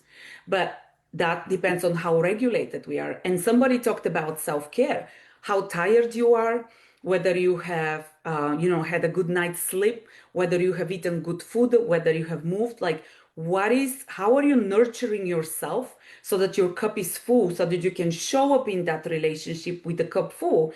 Because I'll tell you, especially my women, a lot of us are not taught to fill our cup first. It's like take care of the kids, of the husbands, of the parents, of the so forth. And then at the end, if there is any kind of energy left, fill your own cup. Well, that over time leads into depletion. When you're depleted, the way you communicate and interact with others is completely different than when your cup is full and you have capacity to love and listen and understand. So tonight I actually meant to start my timer and I didn't, so I have no idea how I'm doing with time. So I want to end with I know somebody brought up this example, but take your hand on your heart. And this is something that you can do any part of the day. And just take a deep breath and tune in with your body. And your body will tell you exactly how you're doing. Your body is an expression of you physically, mentally, emotionally, and spiritually. And every part of the day, every minute of the day, your body is communicating with you. Tap into that state of being. And if right now you feel tension and tightness, that's your body asking you to fill that cup a little bit more. And what I will promise you is that when that cup is full, you will see that cup spilling over with love and high vibrations and energy into any kind of relationship in your life.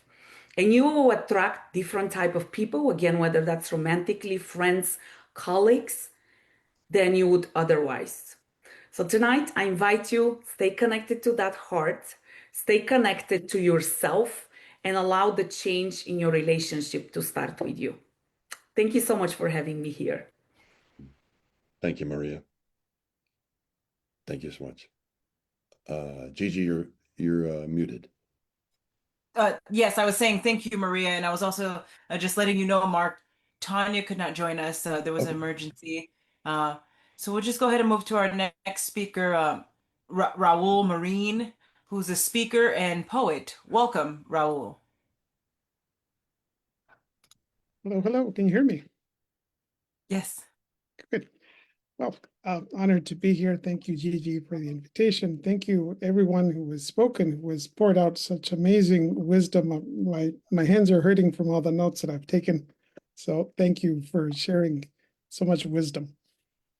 I have been joyfully married for a year and 6 months, so I don't have much to speak about marriage, but I can tell you everything that I've encountered in my life has prepared me for it. And I feel like some of the most difficult conversations that I have are always they prelude this blessing that I didn't know God was preparing me with.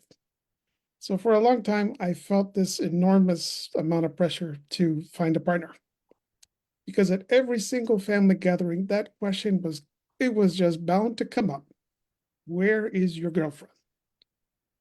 And every year I try to come up with a different excuse, but I couldn't. It's not my time. I haven't met her yet. And I try to avoid the question as much as I could, and yet it just continued to happen.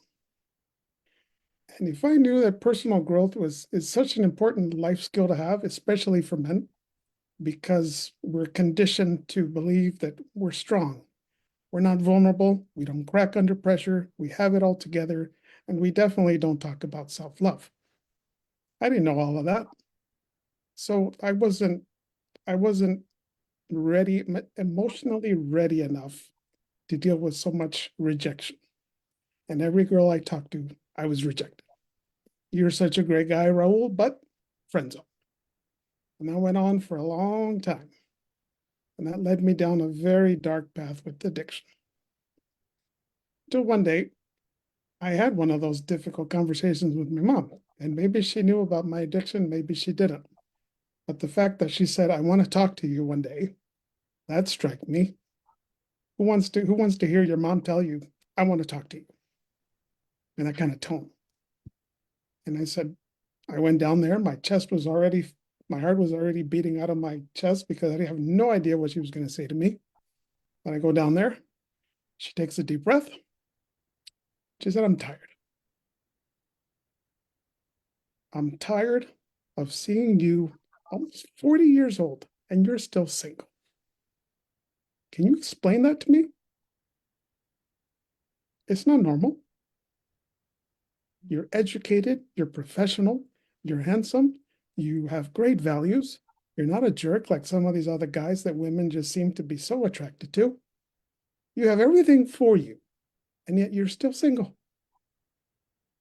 And she slams her hand on the desk, and she's like, it's not normal. And you want to know why? I don't think the problem is the type of women you're trying to date. Problem is you. If you add everybody you've talked to me about, the common denominator is you. And something in you just has to change. And she cried out of, I don't know if it was frustration, if it was worry, but I had nothing to say. I got to my room that night and I cried a river. Because for the first time in my life, I realized being addicted isn't giving me peace. It's not giving me joy. It's definitely not helping me discover the love of my life. Here I am all my life with this expectation that I'm a nice guy. I should find a partner like that. But that wasn't God's plan. I had to learn the hard way, the very hard way. If I'm going to love somebody as a partner, as a wife, then I definitely need to learn what it is to love myself. And if I don't love myself, then I have a problem with God, because God is my Father. So that conversation led me to a very deep journey of actually picking up my Bible and reading it, not just having it as a display on my desk. Because I'm telling you, I felt like my heart was going to explode that day. Because here I am being loyal and faithful to God and saying how much I love God every single day of my life up until that moment. And I said, I learned it. I said, thank you, God, for helping me to understand that there are no limits as to how much I can love you, even though I think I can't. And that 2-year journey of really diving into who I am, how to love myself, how to love God, finally meet my wife in the most unexpected place. You know where that was? It wasn't dating circles, wasn't, speed dating. I tried dating apps. It was none of those. It was business. It was business. Me being a DJ, her being a cake decorator. We joined this networking group. And there was something about her when we had our first Zooming, just like we are here. And I was observing her because I wanted to see how she is. How does she talk? Does she have energy? Is she funny? Is she charming? All of those things. And she was watching me because I was so quiet. So I slid her a DM and I said, "Hey, Jessica, how are you? It was great to meet you tonight. I mean, you're so wild, you're so smart, and I would really love for us to, have a chat and then get to know each other. How we can support each other's businesses." Those were not my intentions because I really wanted to get to know her. So she agreed, and sure enough, there was just something about her that I said, this is not going to be your typical, break bread, ice breaking business conversation. Because of course we talked about our businesses, but we talked for 3 hours. And at the end of that call, I said, I know you have to go, but can I please have your number? And she was hesitant because she said, I know how guys work. They'll say they know they'll have interest in me. They want to get my number. Maybe he'll call in a week or maybe he won't call. So she was hesitant, but because she had such a great time, she conceded and gave me her number. We've been talking every day ever since. And I told her, I said, if I'm going to be honest with you about who I am and why I do what I do, I have to be honest with you and tell you my story. For such a long time before I met you, I struggled with addiction. And a big part of me was scared to even tell you because in my mind, in my heart, I'm like, what is she going to say to me? Is she also going to think I'm not worthy of her? That I'm not a good eventual husband? And the only thing she said to me was, thank you. I'm like, that's it? No, no, no, no, no judgment, no, thank you. She said, yeah, Raul, just thank you. And if anything, I respect you as a man because not only did you be honest with me, vulnerable with me, you actually spoke about something that most men are just too scared to talk about. Most men that you probably come across every single day and they suffer in that in silence for years, which obviously you did. But I respect you for just being honest with me because that shows me who you are. And that shows me that I can trust you. If you're vulnerable with me, that I can be vulnerable with you. And this is where, every single day, I thank God for the woman that she is. She's not here, by the way, because she's enjoying her me time. We have a great weekend planned, and there's something that we say to each other every single day. Well, when we each need our me time. I need you, but I need me right now too. So she is getting her mani and pedi done, and I said, you take care of you. I'm going to be on a marriage conference. And she said, okay, we'll meet up and catch up when we meet. Well, when I need my me time, same thing. So she would be here with love, but she's tending to herself. So she said to me, she reminds me every day, I married you for your heart, not for your money, not for your possessions, not for what you've achieved, not for what you've made in business. I married you for your heart. And it was because of her that I made the move, the big bold move, to move from Maryland, which is where I was born and raised, and everything that I know, family, friends, my career, all of that. I made the big move for her because I said, this is love. I don't know what to expect. I don't know how I'm going to adjust and transition to Florida, but if God has allowed us to long distance date each other for 2 years, I mean, that was hard enough in and of itself, but I'm not afraid to make those commitments because I've learned what it is to love God even deeper. And we're almost 2 years since I've made the move. I've struggled to transition to full-time employment. So here I am bearing this burden on my shoulders because I feel like the biggest fear in my life is for her to wake up and not choose me because she's disappointed that I'm not a financial provider, that I'm not taking care of her in that aspect. Because maybe in my mind, that's what she values most. But she reminds me, no, I see you hustling.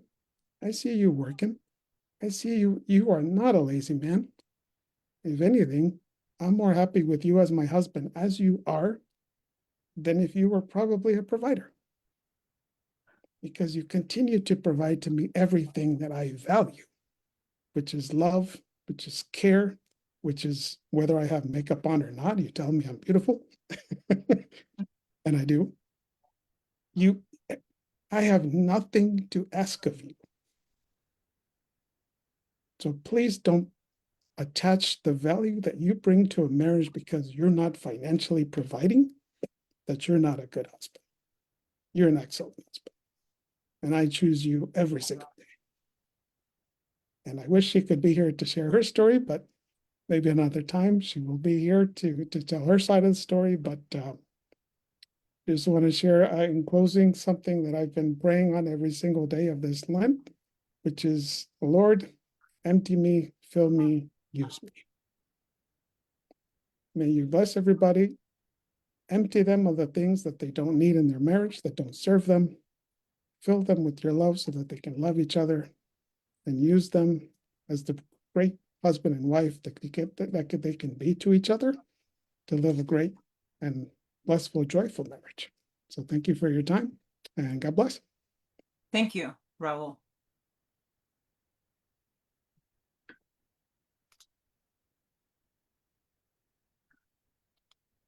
Mark, and I'll turn over the microphone to you. Thank you. Thank you, Gigi. I You're think welcome. I'm up next. Is that right? Is that what you have? I believe it's Christopher Salem and his wife, Maria Gutierrez Salem. Okay. Yes. Go And then ahead. you, Mark. Okay, Yes. sorry, I missed that one. That's Can you okay. introduce them? Yes. And so welcome to the Salem family. Thank you so much for being here. And welcome, Christopher, and welcome, Maria. Thank Now, you. And yes, go ahead. oh no, go ahead, Gigi. If there's Yes. Now, Christopher Salem is a leading expert in emotional intelligence with a specialized focus on creating psychologically safe workplace environments that drive higher team engagement, retention, and productivity. By emphasizing self-leadership principles and effective communication strategies, Chris empowers organizations to build cultures where employees feel valued, heard, and motivated to perform at their best. With years of experience as a business acceleration and value proposition strategist, Chris helps business leaders, entrepreneurs, and organizations turn ordinary success into extraordinary achievements. His approach is rooted in addressing challenges at their core, offering actionable solutions that lead to lasting personal and professional transformations. And Chris's keynote speeches are celebrated for their ability to align emotional intelligence with business strategies, fostering environments that not only enhance employee well-being, but also boost customer experiences, long-term loyalty. As the author of the international bestseller, Master Your Inner Critic, Resolve the Root Cause, Create Prosperity, and a co-author of Mastering the Art of Success with Jack Canfield, Chris is dedicated to promoting sustainable growth and innovative leadership through his work. His weekly radio shows, Sustainable Success on Voice America, Business Channel, and Business Influencers on TAL Radio, further reflect his commitment to transformative leadership and empowering others to create thriving, psychologically safe workplaces. Welcome, Chris Salem and Maria Gutierrez Salem. Welcome. Thank you. Thank you so much, Gigi. And I'll just kick off here for just about maybe 4 or 5 minutes. And I would love my lovely wife, Maria, who is not only my wife, but most importantly, my best friend and the greatest mom I could ever ask for my son. And one of the things that I've learned about relationships is, again, and so many of you alluded to it earlier, is that a lot of us are, are product of our environments we grew up in. And I had a traumatic childhood. a lot of ups and downs, a lot of not knowing who I was, a lack of validation. And so as I wandered into relationships as an adult, I was always looking for that person to, I guess, complete me in some way. Yeah, that was that feeling I had, or you know, I had to fix them. And when I realized, through my unhealthy relationships, I had been engaged twice before, well before I met Maria, that it was always based upon dependence. That what can I do for them? What can they do for me? And see, a healthy marriage is not about dependency. It's not about just what you can do for another person. It's not about pleasing and enabling. The things that I've learned about is that before I married Maria, I had to come to terms with me. I had to complete myself. I had to love myself. We can't be truly in a healthy relationship unless you have that relationship with yourself first. And thank God that I had been through a lot of unhealthy relationships in my past to come to terms and having that relationship with myself, to learn how to be interdependent, to know how to fill my own cup so I can be the example and a resource for others so that we can complement one another, not depend upon one another. And that my happiness, my joy has it start from within inside me and my faith, my higher power, all of that is from within. And anything that you put into what you do from within inside yourself reflects outward. And I can say that when I met Maria, we met in a way that was very unconventional that most people have met. Like a lot of you, I've met people, dating online and had bad success doing that. But Maria and I met online through an app called eHarmony. And it's a story that we didn't actually meet in person until 6 months later, because she was in Venezuela and I was here. But we got to know each other as people. And the good news is that I had found myself, she had found herself, and these were two interdependent beings that now could come together and complement one another. And I'm going to let my wife share the story of how we met and how we've had a fantastic marriage despite any challenges that we have. My wife has neuropathy. She battles some personal challenges as well as we all do, and I do myself. But yet how we can see the challenges for what it is, not what we think it should be, and see it as an opportunity to grow and expand in our love with one another. And Maria, please take over and share our story. Thank you, honey. Well, I've been hearing everybody, and it's a couple sentence that difficult conversation, freedom is everybody's job. God is love. We need to connect from the beginning. And Raul, what you said, oh my God, I am from Venezuela. If you are not married after you are 30 years old, is something wrong with you. And people told me that so many times, what is wrong with you? You are a good looking girl. But the truth is that I asked God to give me the person who will be good for me, not just any person. I didn't want to marry just to marry. I wanted to marry to the right person. And I always said to Chris, you did not wait for me. I was the one who waited for you. And in some point, I was like, I am not going to be able to have kids. And then I asked God, if you send someone, make sure he have kids, because I want to be a mom. And God did it. He sent me Chris, and he sent me my wonderful, amazing stepson. I will do anything for that kid. And when I was about to go, we met in Curacao for the first time.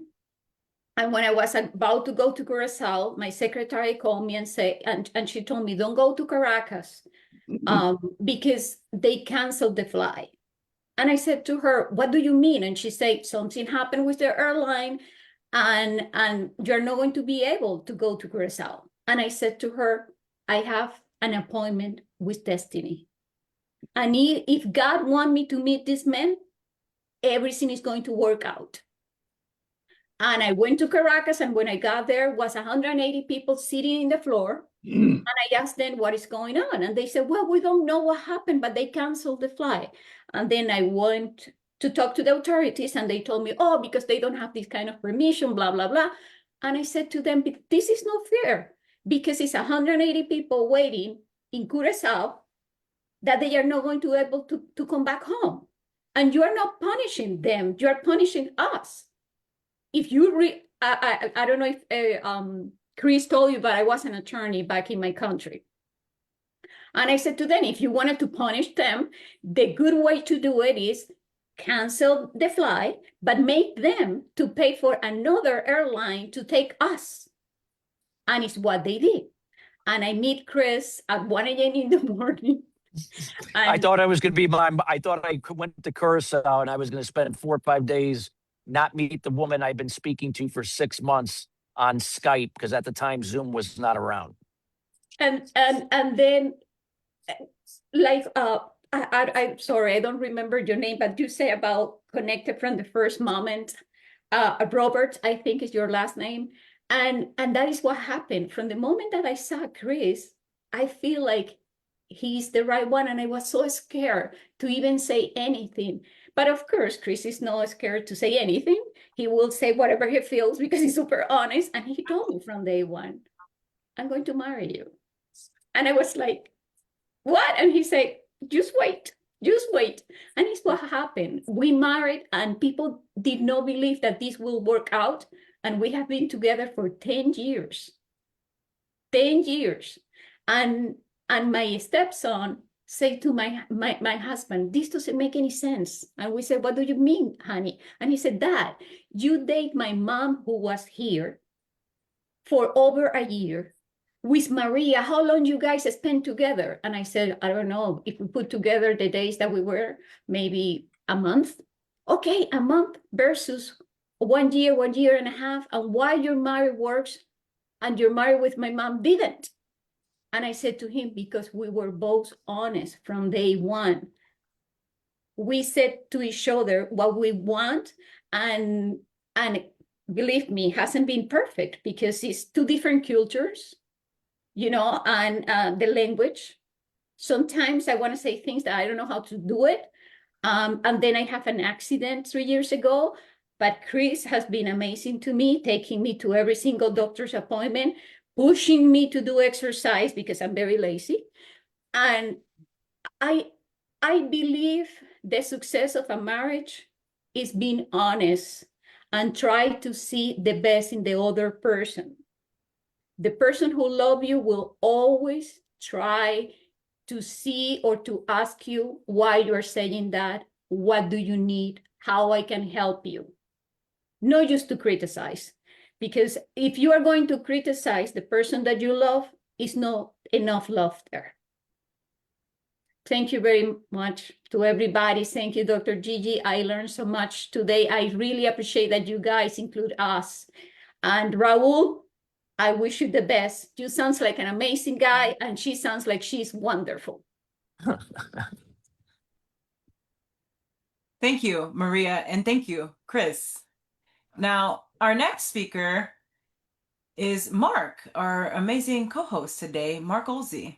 And Mark is a passionate, engaging, and highly practical keynote conference speaker and corporate trainer in the fields of communication, conflict resolution, and relational culture. He has spent the better part of his life helping people create peace in their relationships. And from his marriage counseling practice of 35 years, Mark discovered how to have conflict resolving conversations rather than arguments. The how behind this is Mark's unique offering to the field of communication and conflict resolution. Now, Pledge Talk involves 6 sequential steps in dialogue, each of which transitions the conversation from one phase to the next until the conflict is resolved. And both parties learn from each other in the process and together work toward peace. Pledge serves as an acronym for the 6 steps, as well as a reminder of the underlying commitment to show love and respect throughout the dialogue. And Pledge Talk training helps create a safe culture where most anything can be discussed and everyone is heard. The goal is to see the transformation of entire businesses, churches, organizations, and even communities. And Mark is the author of The Pledge of a Lifetime. He and his wife live in Wichita, Kansas. They have 3 growing children and 1 grandchild. Welcome, Mark Oelze. Gigi, thank you so much and for all of that. I think you just kind of summed up everything for me. We can go on to the next speaker almost. Actually, before we do that, I want to bring somebody else into my window. And this is my best friend, my wife. We just got home a little bit ago. We've been married 44 years. This is Zarin. Her name means golden sunshine, and I say she's the golden sunshine of my life. John Gottman, I love what you, Laura Cobb, you said John Gottman, or mentioned him. I love John Gottman. One of the things he says in his main book, I think it's in the first chapter, it might even be on the first page, I forget. He says there's one key indicator if a marriage is really going to be successful, and that is if they can be best friends. That's amazing. And I hear that a lot with everybody sharing here. And my wife is and has been my best friend for actually a little over 45 years because we were engaged for a little while as well. So anyways, I'm excited to have her with us. And we want to share a little about how some stuff that came out of my marriage counseling practice, an awareness and a belief that most couples are not failing because they don't love each other, but they're failing because they don't know what to do when love gets difficult. They just don't know what to do. And difficulty, we all know, is inevitable. Conflict is inevitable. It just happens. None of us wakes up in the morning and thinks, today's a great day for a conflict. No, it just happens. We find ourselves in conflict. And the problem is, across cultures, countries, writings, there's like one universal truth. Couples are rarely taught a clear, repeatable process for handling conflict well. So we learn all about conflict in different books and so forth, but almost no one's talking about the conversation itself. How do you sit down and have that conversation to talk through and actually have what I say, a healthy conflict conversation rather than an argument or a fight? Well, out of my counseling practice and our relationship, we noted various steps that need to be taken in sequence, and we call that Pledge Talk, with pledge being the main acronym to help us to remember those 6 steps. It's simple enough to remember in the heat of conflict and powerful enough to transform the culture of a marriage. And it's based on the foundation of love. Yeah, because we're not going to be able to do this well if we're not absolutely seeking to love. We're all familiar with that word love in life and in church, but we fail, I think, to consider what love looks like when it comes to the way we communicate, right? So there's 2 examples. Proverbs says, death and life are in the power of the tongue. Every word that comes out of my mouth can speak life or death. Another proverb says, let the wise listen, and add to their learning. So there's a lot in the Bible that talks about what I would say is keys to how to have healthy, helpful conversation. I'm going to run through those 6 steps, and then my wife's going to share a little bit about how this kind of relates not only to husband or wife, but even with our kids. So I'm going to go over those 6 steps that can change how you communicate for the rest of your life. Again, using pledge as an acronym of those 6 steps. So the first thing I want to say is when we find ourselves in conflict, again, it just happens, right? I don't plan on it, right? It just happens and we're there. Well, the question is, what do we do? Most of us try to push through and we end up fighting through and so forth, and it doesn't go anywhere except it escalates and gets worse and worse. We say the first thing you do when you find yourself there is somebody hit the pause button. Again, think of this as sequential steps to help us to walk through and talk through the conversation. First step is just hit the pause button. Whether it's you, honey, or me, one of us just hit the pause button because we have to dial down our emotions, right? There's PET scans that are taken of our brain that shows when our emotions are real high, the rational part of the brain is shut down. Literally, we can't have healthy and helpful conversations. We can't think straight. We can't think straight when our emotions are high. So we've got to pause, let our emotions dial down, and then do some internal work. Both of us internally do some work, thinking in terms of, this is my wife. This is my best friend. I'm reminding myself of that, and I want to keep it that way. So I better do well the rest of the conversation. I also remind myself that there's two different stories about what happened back then. And it's important that we both find a way to take time to tell and to listen to our stories. So when I do that internal work and my wife does that internal work, it might take 30 seconds, it might take 30 minutes. One time it took 3 days. Okay. But when our heart is shifted, right? We dial down our emotions. We're ready to come back to the table. Somebody has to volunteer to listen first.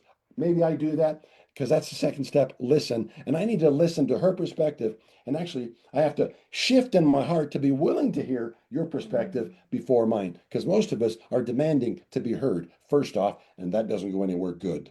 So there's this shift that has to take place. I listen first to you, and then I listen to understand. Because again, you know what most of us do. We listen to try to find a way to defend our perspective. And as soon as she takes a break, like she takes a big breath, I'm in arguing my defense based on the things that she got all wrong. Well, that's not the kind of listening we're talking about. I'm listening to understand her perspective about what happened back then so that I can understand her and move to the next step, which is then to echo back. Because I can tell her all day long, I got it. I see what you're saying. I got it. But she doesn't really know if I got it. And the only way she can really know if I got it is if I echo back to show her, I think this is what you're saying. Is this what you're saying? I check in. And if I say to her, I think this is what you're saying, yada, yada, yada, yada, yada. Is that what you're saying? And you say, Well, kind of. what do you think that means? I probably don't really have it, right? So I have to go back and say, what did I miss? And I listen again, draw her out, listen more. And then when I think I got it again, then I try it again. I say, now I think you're saying this and this and this. Is that correct? And if she says, Yes, that is exactly what I'm trying to good, say. I know we're on the same page. And that's critical that we learn to walk through on the same page, going through conflict. The next step is critical because I could say, okay, I see what you're saying, but that's, then I just say a but, right? And that's not going to go anywhere. The next step, and it's critical in the sequence, pause, listen, echo, disarm is the next step. I have to disarm the tension between us by validating her concerns. So I go, oh, I see what you're saying. That makes sense. I can appreciate why you might feel hurt, frustrated, or angry. That makes sense. And then I get quiet. Because again, the temptation is, okay, I make sense. I could say, that makes sense, but, and the validating comment that I made a moment ago, hey, honey, that makes sense, is suddenly invalidated by me saying, but. So all I can really do is say, honey, that makes sense. I see what you're saying.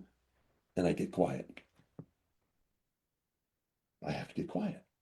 And by my getting quiet, it indicates to her, indeed, that I really did get it. I really do mean it. What she's saying is important and matters. And she feels that. It's then, after that fourth step, I go to the fifth step, which is give. And after she really feels loved by the way I communicate to her, I might then say, honey, I think there's a bit more that I'd like to share that could round out the conversation. Can I give my perspective as well? And what happens, hon, if I say give at that point? And at that point, I say absolutely, because I feel like I have been heard and validated. So I'm ready to listen. And then I go up to the listening and I will listen to understand whatever he wants me to understand. And I will echo. And then I will disarm by validating what Mark has said. And there we go. The first 5 steps of pledge are pause, listen, echo, disarm, give, that have to be taken in sequence, because if you go out of sequence, you're going to escalate conflict.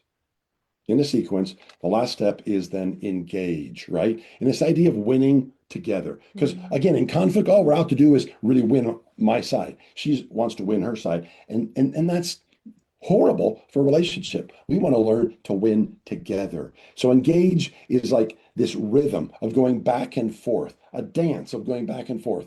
I listen, I echo, I disarm by validating, getting quiet. Then she gives me a chance to give my thoughts. She stays in a pause mode, so she doesn't interrupt me. She listens, echoes, and disarms as well. And we take that rhythmic movement back and forth, going in around and around until we have that sense of we're drawn close to together again. A connection is established, and almost always because of that, conflict then is resolved. Mhm. Pause, listen, echo, disarm, give, and engage. Cool, hun. Share a little about just with kids.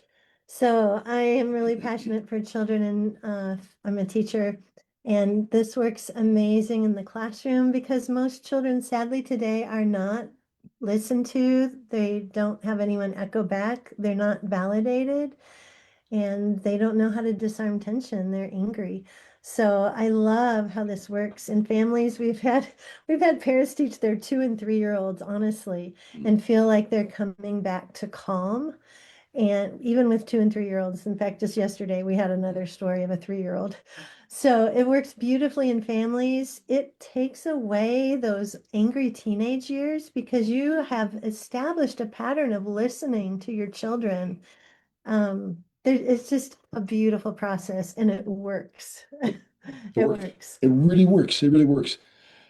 And I'm just thinking that was our daughter with a 3-year-old, right? And then we have a family down the road who's got 5 kids. They've taught all their 5 kids, and they all work it together as a family. Anyways, Gigi, thank you. We want to share this with you. I want to share a copy of my book if you can see it right there, The Pledge of a Lifetime, something like that. Get it up on Amazon. Learn all about it. It's a narrative about a couple struggling in their marriage. They go to a counselor and they learn the process and learn it well. So we want to share that with you. Thank you for sharing. It's been way cool to be a part of all of this. And thank you, Gigi. Thank you, Mark, and a special thank you to your wife as well. Thank you both. Gigi. Yes, you're welcome. And now, welcome Kyle and Stephanie Donegan, the Donegan family. Now, Stephanie Donegan is a wife, homeschooling mom of 3, and a passionate advocate for women rediscovering their God-given identity and walking in kingdom purpose. And with over 17 years in the wellness and direct sales industry, she combines her deep faith, personal healing journey, and heart for truth to empower women to break free from fear, anxiety, and the world standards, what she calls Satan's economy, and step boldly into purpose and provision through kingdom alignment. Now, after battling mental health challenges for nearly 2 decades and losing her mom to suicide, Stephanie has dedicated her life to helping others find hope and healing naturally. Her journey of transformation mentally, physically, and spiritually has inspired countless of women to reclaim their peace, health, and identity in Christ. And today, she leads with authenticity, faith, and mentoring others to live truth-driven, spirit-led, and purpose-filled lives while creating freedom emotionally, spiritually, and financially through kingdom principles and holistic wellness. And Kyle Donegan is a devoted husband of nearly 11 years and a proud father of 3. Becoming a husband and a dad has always been his greatest dream, and he lives that calling with intentionality, faith, and consistency. And Kyle works in the construction industry and is known as a hard worker with a strong work ethic, integrity, and leadership, both at home and in his career. He puts God first and values family deeply and is passionate about fitness, staying active, and stewarding his health. And over the years, Kyle has walked closely alongside his wife through significant seasons of grief, trauma, and mental health challenges, offering steadfast love, prayer, grace, and emotional strength, even in moments of deep uncertainty. Kyle brings a powerful and often unseen perspective as a spouse, supporting a partner through grief and mental health struggles. And his story reflects resilience, compassion, and what it looks like to lead with grace. Together, he and his wife now also partner in business, using their journey to help others walk through hardship with faith, hope, and healing. And John 8:32, they say, step boldly into your God-given purpose and embrace the truth that crowns you. Welcome to the Donegan family. Oh, Gigi, thank you so much. I hope you guys can hear us. Our internet is a bit wonky, so hopefully we're not cutting in and out too bad. This has been absolutely amazing. I've loved hearing from everyone and just the stories. And, I think if anything, our our whole goal is just to give hope and insight on people that maybe are walking where we were. And our journey does start back in 2013. I was going through a divorce and I had a 2-year-old at the time. And that is actually when Kyle and I met, very unconventionally as well. Not on a dating app, not anything like that. We actually met at a hookah bar. So I would go and hang out there with some friends when I didn't have my son. And that's where we met. Last place I ever thought I would meet someone. And at the time, kind of like several people had mentioned, I wasn't ready. You know, I was going through a divorce. I'd been with my ex. We got married like when I was 21 years old. And it was really hard. Like I was moving back in with my parents at the age of 27. So I was in a very dark place. And that dark place is actually what connected us, because for the first time, I sat down and talked to Kyle and I told him, I said, look, I'm really struggling with my mental health. I've been on and off medications for years and I don't know what to do. And he understood it. And for the first time, I felt heard from someone who wasn't my family, from, you know, because mental health has been something that our family has struggled with for my entire life. So it was almost one of those things that when we brought it up, it was like, yeah, of course you've got that. Like, that's just part of our family, but no one really understood it. And so that's really how we connected. Was I knew I could open up to him. He wasn't judging me. He was my safe place. And we did develop, like several people have said, a friendship. And we were the last ones to think we were going to get married. All of our friends, our family, they're like, so you guys are going to get married and have babies one day. We laughed. We're like, no, we're just really good friends. And we love that. So we were friends for about a year before kind of I was in a place that I was, like I said, back at my parents' house. And I just remember looking at my 3-year-old son and going, okay, God, like, I guess it's just he and I'm okay with that. Like, I'm like, dating was horrible. Like, I was like, this is not my thing. Kind of like, once again, a lot of people have said, you're just going to like bring someone into my life. And I kept hearing what you're looking for is right in front of you. And when I realized it was Kyle, I was like, oh my gosh. And so our journey connected on the mental health level. And I'm so thankful for that, because through that, as Gigi shared in our introduction, I had struggled for decades. And through that, you know, so fast forward our story, we got engaged on Valentine's Day of 2015. We got married July 4th of 2015. So we're going on our 11 years, and got pregnant pretty quickly after that. And not long after we got pregnant, then in 2019, we had 3 miscarriages, got our rainbow baby in the beginning of 2020 before the world shut down. That was all on God's design and plan. And then the same day that I gave birth to our rainbow baby, who is now 5, my dad got diagnosed with glioblastoma. So he was diagnosed with glioblastoma. We had him. He passed away September of 22. And then not even 7 months later, lost my mom to suicide. So in that, I share all that, and I'm going to let Kyle pipe in here, because I was broken, you guys. Like, we'd also gone through religious stuff. Like, I was so upset with God. I pulled away from him. We were a part of a religious institute that really altered our views on stuff. So we were dealing with all that, a lot of trauma, a lot of grief. And I just remember, I just felt like he couldn't see my pain. And I felt like, and I've shared this with Gigi on her podcast, like, I felt like I was literally walking around with my heart, like, just out of my chest, like gaping open from all the trauma, from all the grief, from all the loss. And I'm like, I just remember, I'm like, how does he not see this? Like, how does he not know what I'm dealing with? And I never looked at it as from his perspective until I took this last year and a half of really healing myself and getting closer to God and really understanding the traumas and understanding mental health on a much, much deeper level, and just not looking at it from his perspective. So that's really what we wanted to bring tonight. Was we know that there's so many people that are dealing with mental health struggles as a couple. And I know for me, it was literally by the grace of God that I'm still here, because every day, the first year after I lost my mom, Satan was telling me to end my life every day. So, and only God truly knows that battle. But that battle was also won because of the grace of my husband, because of the love of my husband, because of the prayers whenever he walked out this door leaving us, because I was on suicide watch at one point and he did have to provide. And like Gigi said, I'm a stay-at-home mom. I homeschool the kids. He is our primary caretaker and breadwinner. And so he did have to go and just keep forging forward. And I just recently realized, and I said, you've got to share your side, because I can't imagine what it was like walking out that door, not knowing if I would be alive when you came back. So this is our story of grace and of God. By the grace of God that we're still married, by the grace of God, I'm still here. And babe, I just want you to share your heart and your perspective of what it's like to be on that other side. So when we lost her mom, we were at the time living in Florida, and her parents lived here in North Carolina. And so after we lost her, I took about 2 weeks off of work, and that was just 2 weeks of just unpaid time that, no money was coming in. And I was just wanting to be there for her and try to help her through it.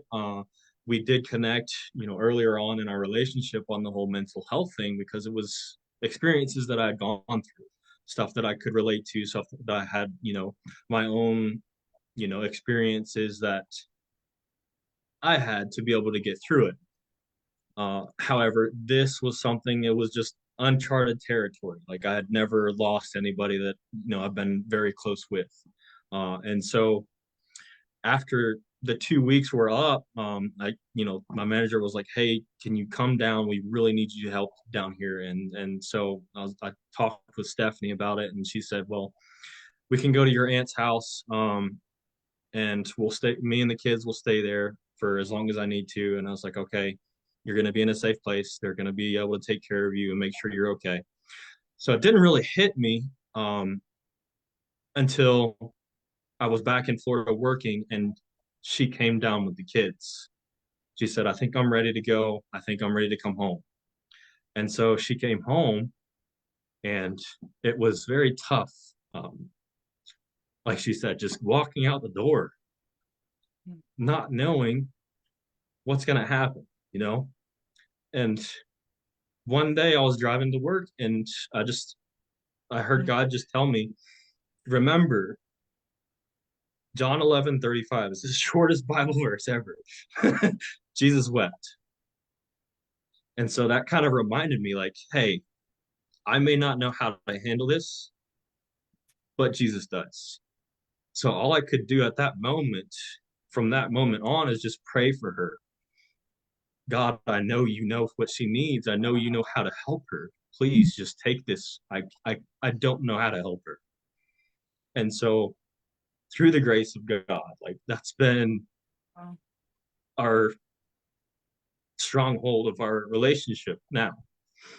Hasn't always been in the past. However, we have grown a stronger relationship together by developing our relationship with God. And it's been such a blessing in our lives, in our family, and the people around us. It's been life-changing. And that, like we were saying, we did go to a place, I think both of us were very angry with God, and we did pull away, and so that was another level of, what we both individually, but as a family, had to go through and face. And, for us, like we keep saying, like, that's what we're just so passionate about sharing. And like we said, because we were both in that place of, like, the only ounce of hope we did have was that Christ understood, and that, understanding more and more of how much God truly loves us. Like, he's not, because that's part of where I was at. And a lot of my struggle was, I thought God was mad at me. I thought God, like, he was punishing me. Like, that's why I had the miscarriages. That's why, like, that's the things that I had been taught from religion, So as I deconstructed from that and really understood, no, God is madly in love with you, and he sees you just as he sees Jesus Christ, perfect and whole and spotless and all the things that we know. And,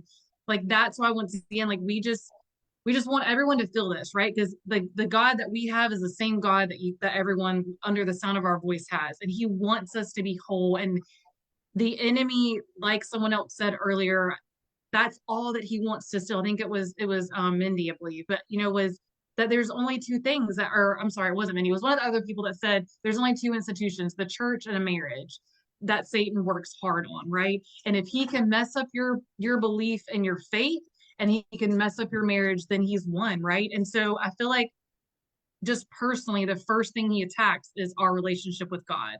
Because if he can mess up our testimony, then he can get in every other thing inside of, and I really feel like the root cause, we talk about that a lot, is us just not knowing. Like that's why, our podcast and stuff that we are starting is called Crowned in Truth, simply because of that, because we all have that and we all need to walk in our truth and know who we truly are and who God says that we are as his daughter, as his sons. And when we know that, like I truly, because we've walked it, then all the other stuff starts to fall away. You don't have the mental health problems. Once again, by the grace of God, I've been medication free for going on 3 years. Like, it has been by his grace, by his healing that we are where we're at. It's not been from, a course or a person or a medication, or it's literally God doing that. And that's why for me, once again, it's like, we serve the same God, right? Like it's not that we're better than anyone else. It's we have done the work and we've been obedient to him and we've trusted him, even when that wasn't easy, even when it was hard, Even when it seemed impossible. even when it did seem impossible. But that's what like I said, my hope in this, and whoever's under the sound of our voice, is that you're able to see the grace of God in your personal life, to see that he's in every single detail, even when you think he's ran away from you and you feel so distant from him, he's there in every single detail and every single breath that you breathe. So if you're under the sound of our voice and you were in that place and you were struggling, you do not think that you have an ounce left to give, I promise you, you do. And it does get better. And like one of the things that I like to say is hope. Hold on, pain ends. It goes away. Do not make a permanent decision based off of your temporary emotions, because the things we go through are temporary.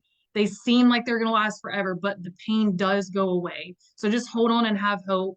And, once again, I'm so thankful for a husband that prayed over me. That was because it literally, that saved my life.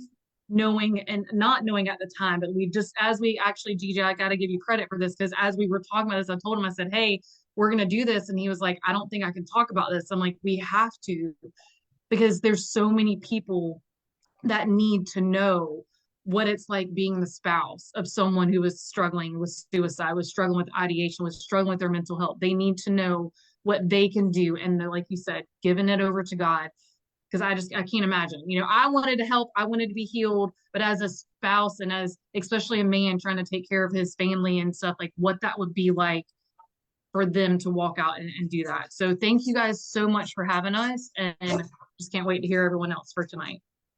Yeah, you're welcome, Stephanie. And yeah, thank you so much. And yes, we're glad that Kyle spoke today and allowing God to speak through you. You never know who needs the message. You never know who's listening in, and speaking from the male perspective as well, from the husband's perspective. So thank you so much. We truly appreciate you, both of you. Mark, I'll turn over the microphone to you. Oh, you're muted, Mark. That's all right. There we go. One more speaker. Darren and your wife, Christine. Yes. Hey, I've been waiting all night long to hear you guys speak. So pop on in and close this thing out and share some good stuff with us. Seriously, I'm looking forward to it. Yes. All right. Well, we're gonna make it a little bit lighter. And we're gonna share tonight. Let me just get my screens right here. Give me 1 second. Really appreciate all the other speakers. I've learned so much today. Thank you. Thank you. It's been amazing. All. This has been an amazing conference, and I'm so happy that we get to go last. So, we're going to talk tonight. So one of the biggest surprises in marriage is that we're different. And it's how those differences show up in everyday conversations. And today, Christine and I, we want to discuss how those differences show up in marriage. All right. So why do we argue? An example is that Darren is an ideas guy, and he loves to share when ideas pop into his head. Early on in our marriage, he'd tell me an idea when he was brainstorming, and after I'd say, well, that's a stupid idea. Now, needless to say, that caused some arguments. It's not that the idea was stupid. For me, it was that the details, the practicality of the ideas were missing. You see, he's more of a big picture thinker, and I'm more detail oriented. We simply had a different perspective and a different way of communicating. What we learned is this: most conflict isn't about the issue, it's about how we're wired. So early on, I thought communication problems meant that I was misunderstood or my opinions weren't valued. What changed everything for me was realizing that we're different by design. And I came to appreciate the differences in Christine and value them as opposed to getting frustrated with her when we saw things differently. This is what DISC helped both of us to better understand. So DISC isn't about labels, it's about understanding what drives each other. So I'll give you a breakdown DISC for you. The D in DISC stands for dominant, and they value results and they act directly. The I in DISC stands for influence, and they value relationships. The S in DISC stands for steady, and they value stability. The C in DISC stands for compliant, and they value accuracy. Now, none of these is better than the other. Each style simply communicates differently. I just want to make sure, am I sharing the screen? You are seeing the screen, right? No, we can't see your screen. You're not seeing the screen. Okay. No. Okay. Let me see if I remove the pin, Darren, if that works. There we go. Yeah. There it is. I was like, I don't know if you guys were seeing it. Okay. There we go. All right. So you can see it now. Good. Yes. Okay. All right. Let me, we don't fight. So why does DISC matter in marriages? We don't fight because we don't care. We fight because we're speaking different emotional languages. And everyone wants to be understood. When you don't understand someone's style, you assign intention. When you do understand it, you extend grace. This is what DISC helps you to do. This is how each style of DISC deals with conflict. The D style is let's fix it now. They are very results oriented and they want it done yesterday. The I style is let's talk about it. They're people focused. If you've ever met an I, they can talk and talk and talk. The S style is let's keep the peace. They're team focused. They are the cheerleaders and the encouragers, and they just want everybody to get along. The C style is let's think this through. They are detail oriented. They're very practical and they ask a lot of questions.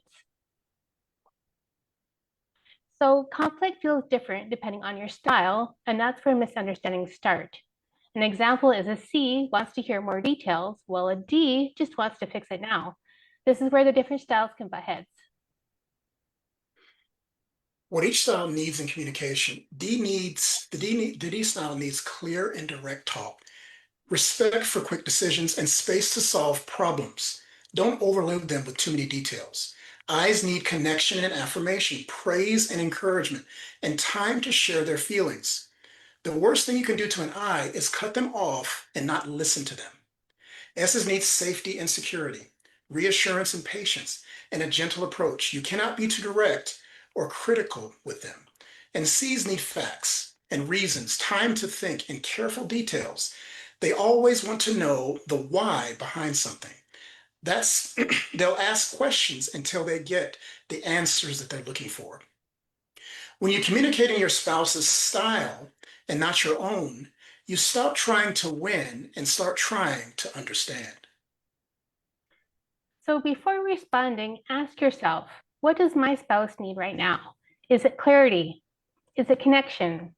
Maybe it's reassurance, or perhaps it's understanding. Remember their communication style. Don't approach them based on your style and what you need. Instead, approach them on their style and what they need. So when you speak to your spouse in their communication style, they'll feel valued, respected, and understood. One challenge for you this week. If you're noticing communication issues in your marriage, try this. Pause before reacting, name the difference, and choose curiosity over correction. These simple practices will help your communication tremendously. This doesn't prevent disagreements, but it helps us to communicate more effectively with each other when we do have disagreements. And communication is the foundation of a good marriage, as we've heard many of the other speakers iterate that throughout this conference. That's right. Think of it this way. Your differences aren't obstacles, they are invitations. The question isn't who's right, it's how do we love each other better? Being different isn't a negative thing, it's actually a positive. And if I was to poll this whole audience, you would say, oh yeah, we're completely different. We're on the opposite ends of the spectrum. But once you understand the differences, you'll realize that it's a gift that complements your own weaknesses. For example, as Christine mentioned before, I'm not very detail oriented, but Christine is, and she helps me with the details. And I'm not a big picture thinker, and Darren is. So I need him to come up with new ideas. Later today, ask your spouse this: what's one small way I can communicate better with you this week? Then listen, really listen. We wanted to leave you with something that would help you to elevate your marriage. So if you're ready to see your marriage elevated, say ready in the chat. Say ready in the chat if you're ready to see your marriage elevated. I see a ready, I see a few readies. Thank you. Thank you for participating. I see some readies there. I see a lot of readies there. Thank you. Thank you. So what we've done is we put together a Maxwell DISC assessment and a 45-minute DISC debrief. Now, this is for couples and for individuals. So let's say that maybe you're going through a rocky part of your marriage, but you need some help with yourself. So we've put together one, and then we also have two, the Maxwell DISC, Maxwell DISC assessment and the Maxwell DISC debrief for 230. 120 for the one person, 230 for two. And what you're going to receive is a 30-page report. If you get two reports, that's 60 pages, but a 30-page report. And when you complete the DISC assessment, you receive this 30-page report. And it's not a generic overview. It's a tailored, specifically to how you are wired. And it breaks down how you naturally communicate, how you make decisions, and how you tend to respond under pressure or stress. You'll also get a session with me, and that's where we're going to look at maybe some challenges you're having in your marriage, some communication challenges. You're also going to be able to gain clarity, discover one key growth area in how you communicate with one another. When one voice dominates and the other gets quiet, why is that happening? We'll talk about that. We'll help you with that. When conversation stalls because everything has to feel, fully thought out before it's being shared. And, so that will also shut one of the partners down. And then we're going to also look at overcoming obstacles, breakthrough patterns that hold your relationship back for deeper connection. Maybe that's softening your voice so love isn't lost in delivery, or creating space for both voices to be heard with confidence. And then finally, we're going to help you to take action. You're going to walk away with your first simple step to building a stronger relationship. We do have limited spots available, so normally part of our full coaching package now available as a standalone session. So you can actually scan the QR code, and we're going to unlock your potential together. Christine has also posted the link in the chat. And we did this because we really want to help couples. This has been transformative for Christine and I as far as our communication.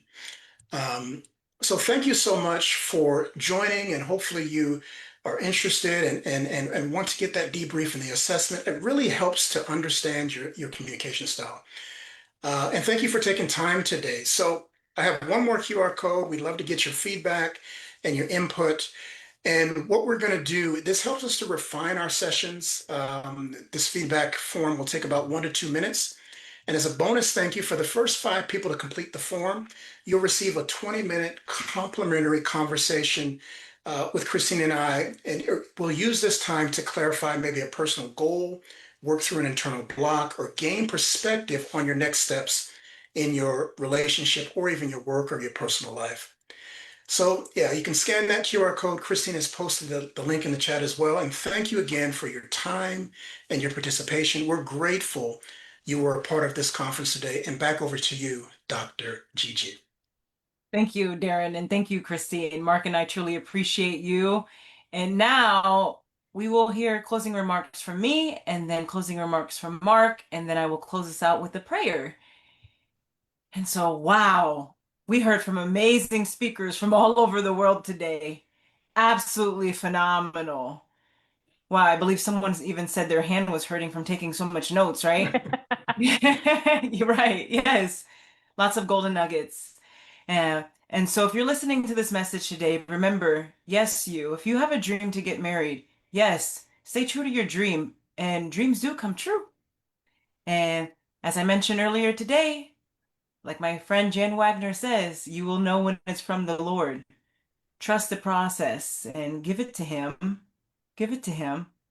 He's got this. And trust God's timing. God's timing is always right. And thank you all so much for listening in today. We truly appreciate you. And now we will hear closing remarks from Mark. Gigi, I just want to say again, thank you for putting this on. And we talked a year and a half ago, and you just said, well, let's just do this thing. And it was just amazing, bringing all these people together. And the idea, again, is for people to acknowledge that we all need to keep growing, right? And Right. anybody who's tuning in tonight has got all kinds of helpful ideas here and there to keep growing and ultimately to get to know the person who is in the process all the time. He's the potter, he says, and we're clumps of clay, and he's growing us and shaping us to be more and more like Jesus, and which is the greatest strength and greatest help that any one of us could ever come across. So, wow, what a blessing to be a part of this, to connect with you, Gigi, and everybody here. Raul, I love your story. I just want to tell you that, bud. And so thanks for sharing that. And Darren, Christine, thanks for sharing as well. And I do want to throw in one more thing. I forgot to do this when I did our little talk. I wanted to put out pledgetalk.com for anybody who's still on. You can still learn about that, pledgetalk.com. Thanks. Thanks again for having us. And we love having you here and being part of this. Thanks, Gigi. Yes, special thank you to you and your wife, Mark. We truly appreciate you. And yes, this was definitely led by God for sure, God's direction. He has never steered me wrong. And I believe everyone who's in the room was meant to be in the room. Everyone who's going to listen in is meant to listen in. There's a reason why. Nothing happens by accident. Now, I'd like to close us out by prayer here. Here it is. If you close your eyes, bow your heads. Heavenly Father, we thank you for the first annual Global Marriage Conference and for every couple, speaker, and leader gathered here today. Thank you for entrusting this vision to me and Mark Oelze, and for allowing this space to be one of growth, healing, wisdom, and unity. Lord, we ask that you strengthen every marriage represented here, restore what has been strained, deepen love where it is present, and plant hope where it may have faded. Teach couples to communicate with grace, to forgive quickly, to lead with humility, and to always place you at the center of their covenant. May the seeds planted during this conference continue to bear fruit long after today. Let homes be filled with peace, partnership, laughter, and unwavering commitment. Cover each family as they depart. Guide their steps, guard their hearts, and remind them daily that with you, all things are possible. In Jesus' name, we pray. Amen. Thank you all. Amen. God bless you and be safe. God bless. Thank you all. Yes. Thank you, Gigi. Thank you. Thank you, Welcome. Mark. Bye. Appreciate you guys Thank you, hosting. Mark and Gigi. Thank you, Very sir. amazing. Gigi, thank you, Thanks for everyone. having God us. bless. Bye-bye. Bless you guys.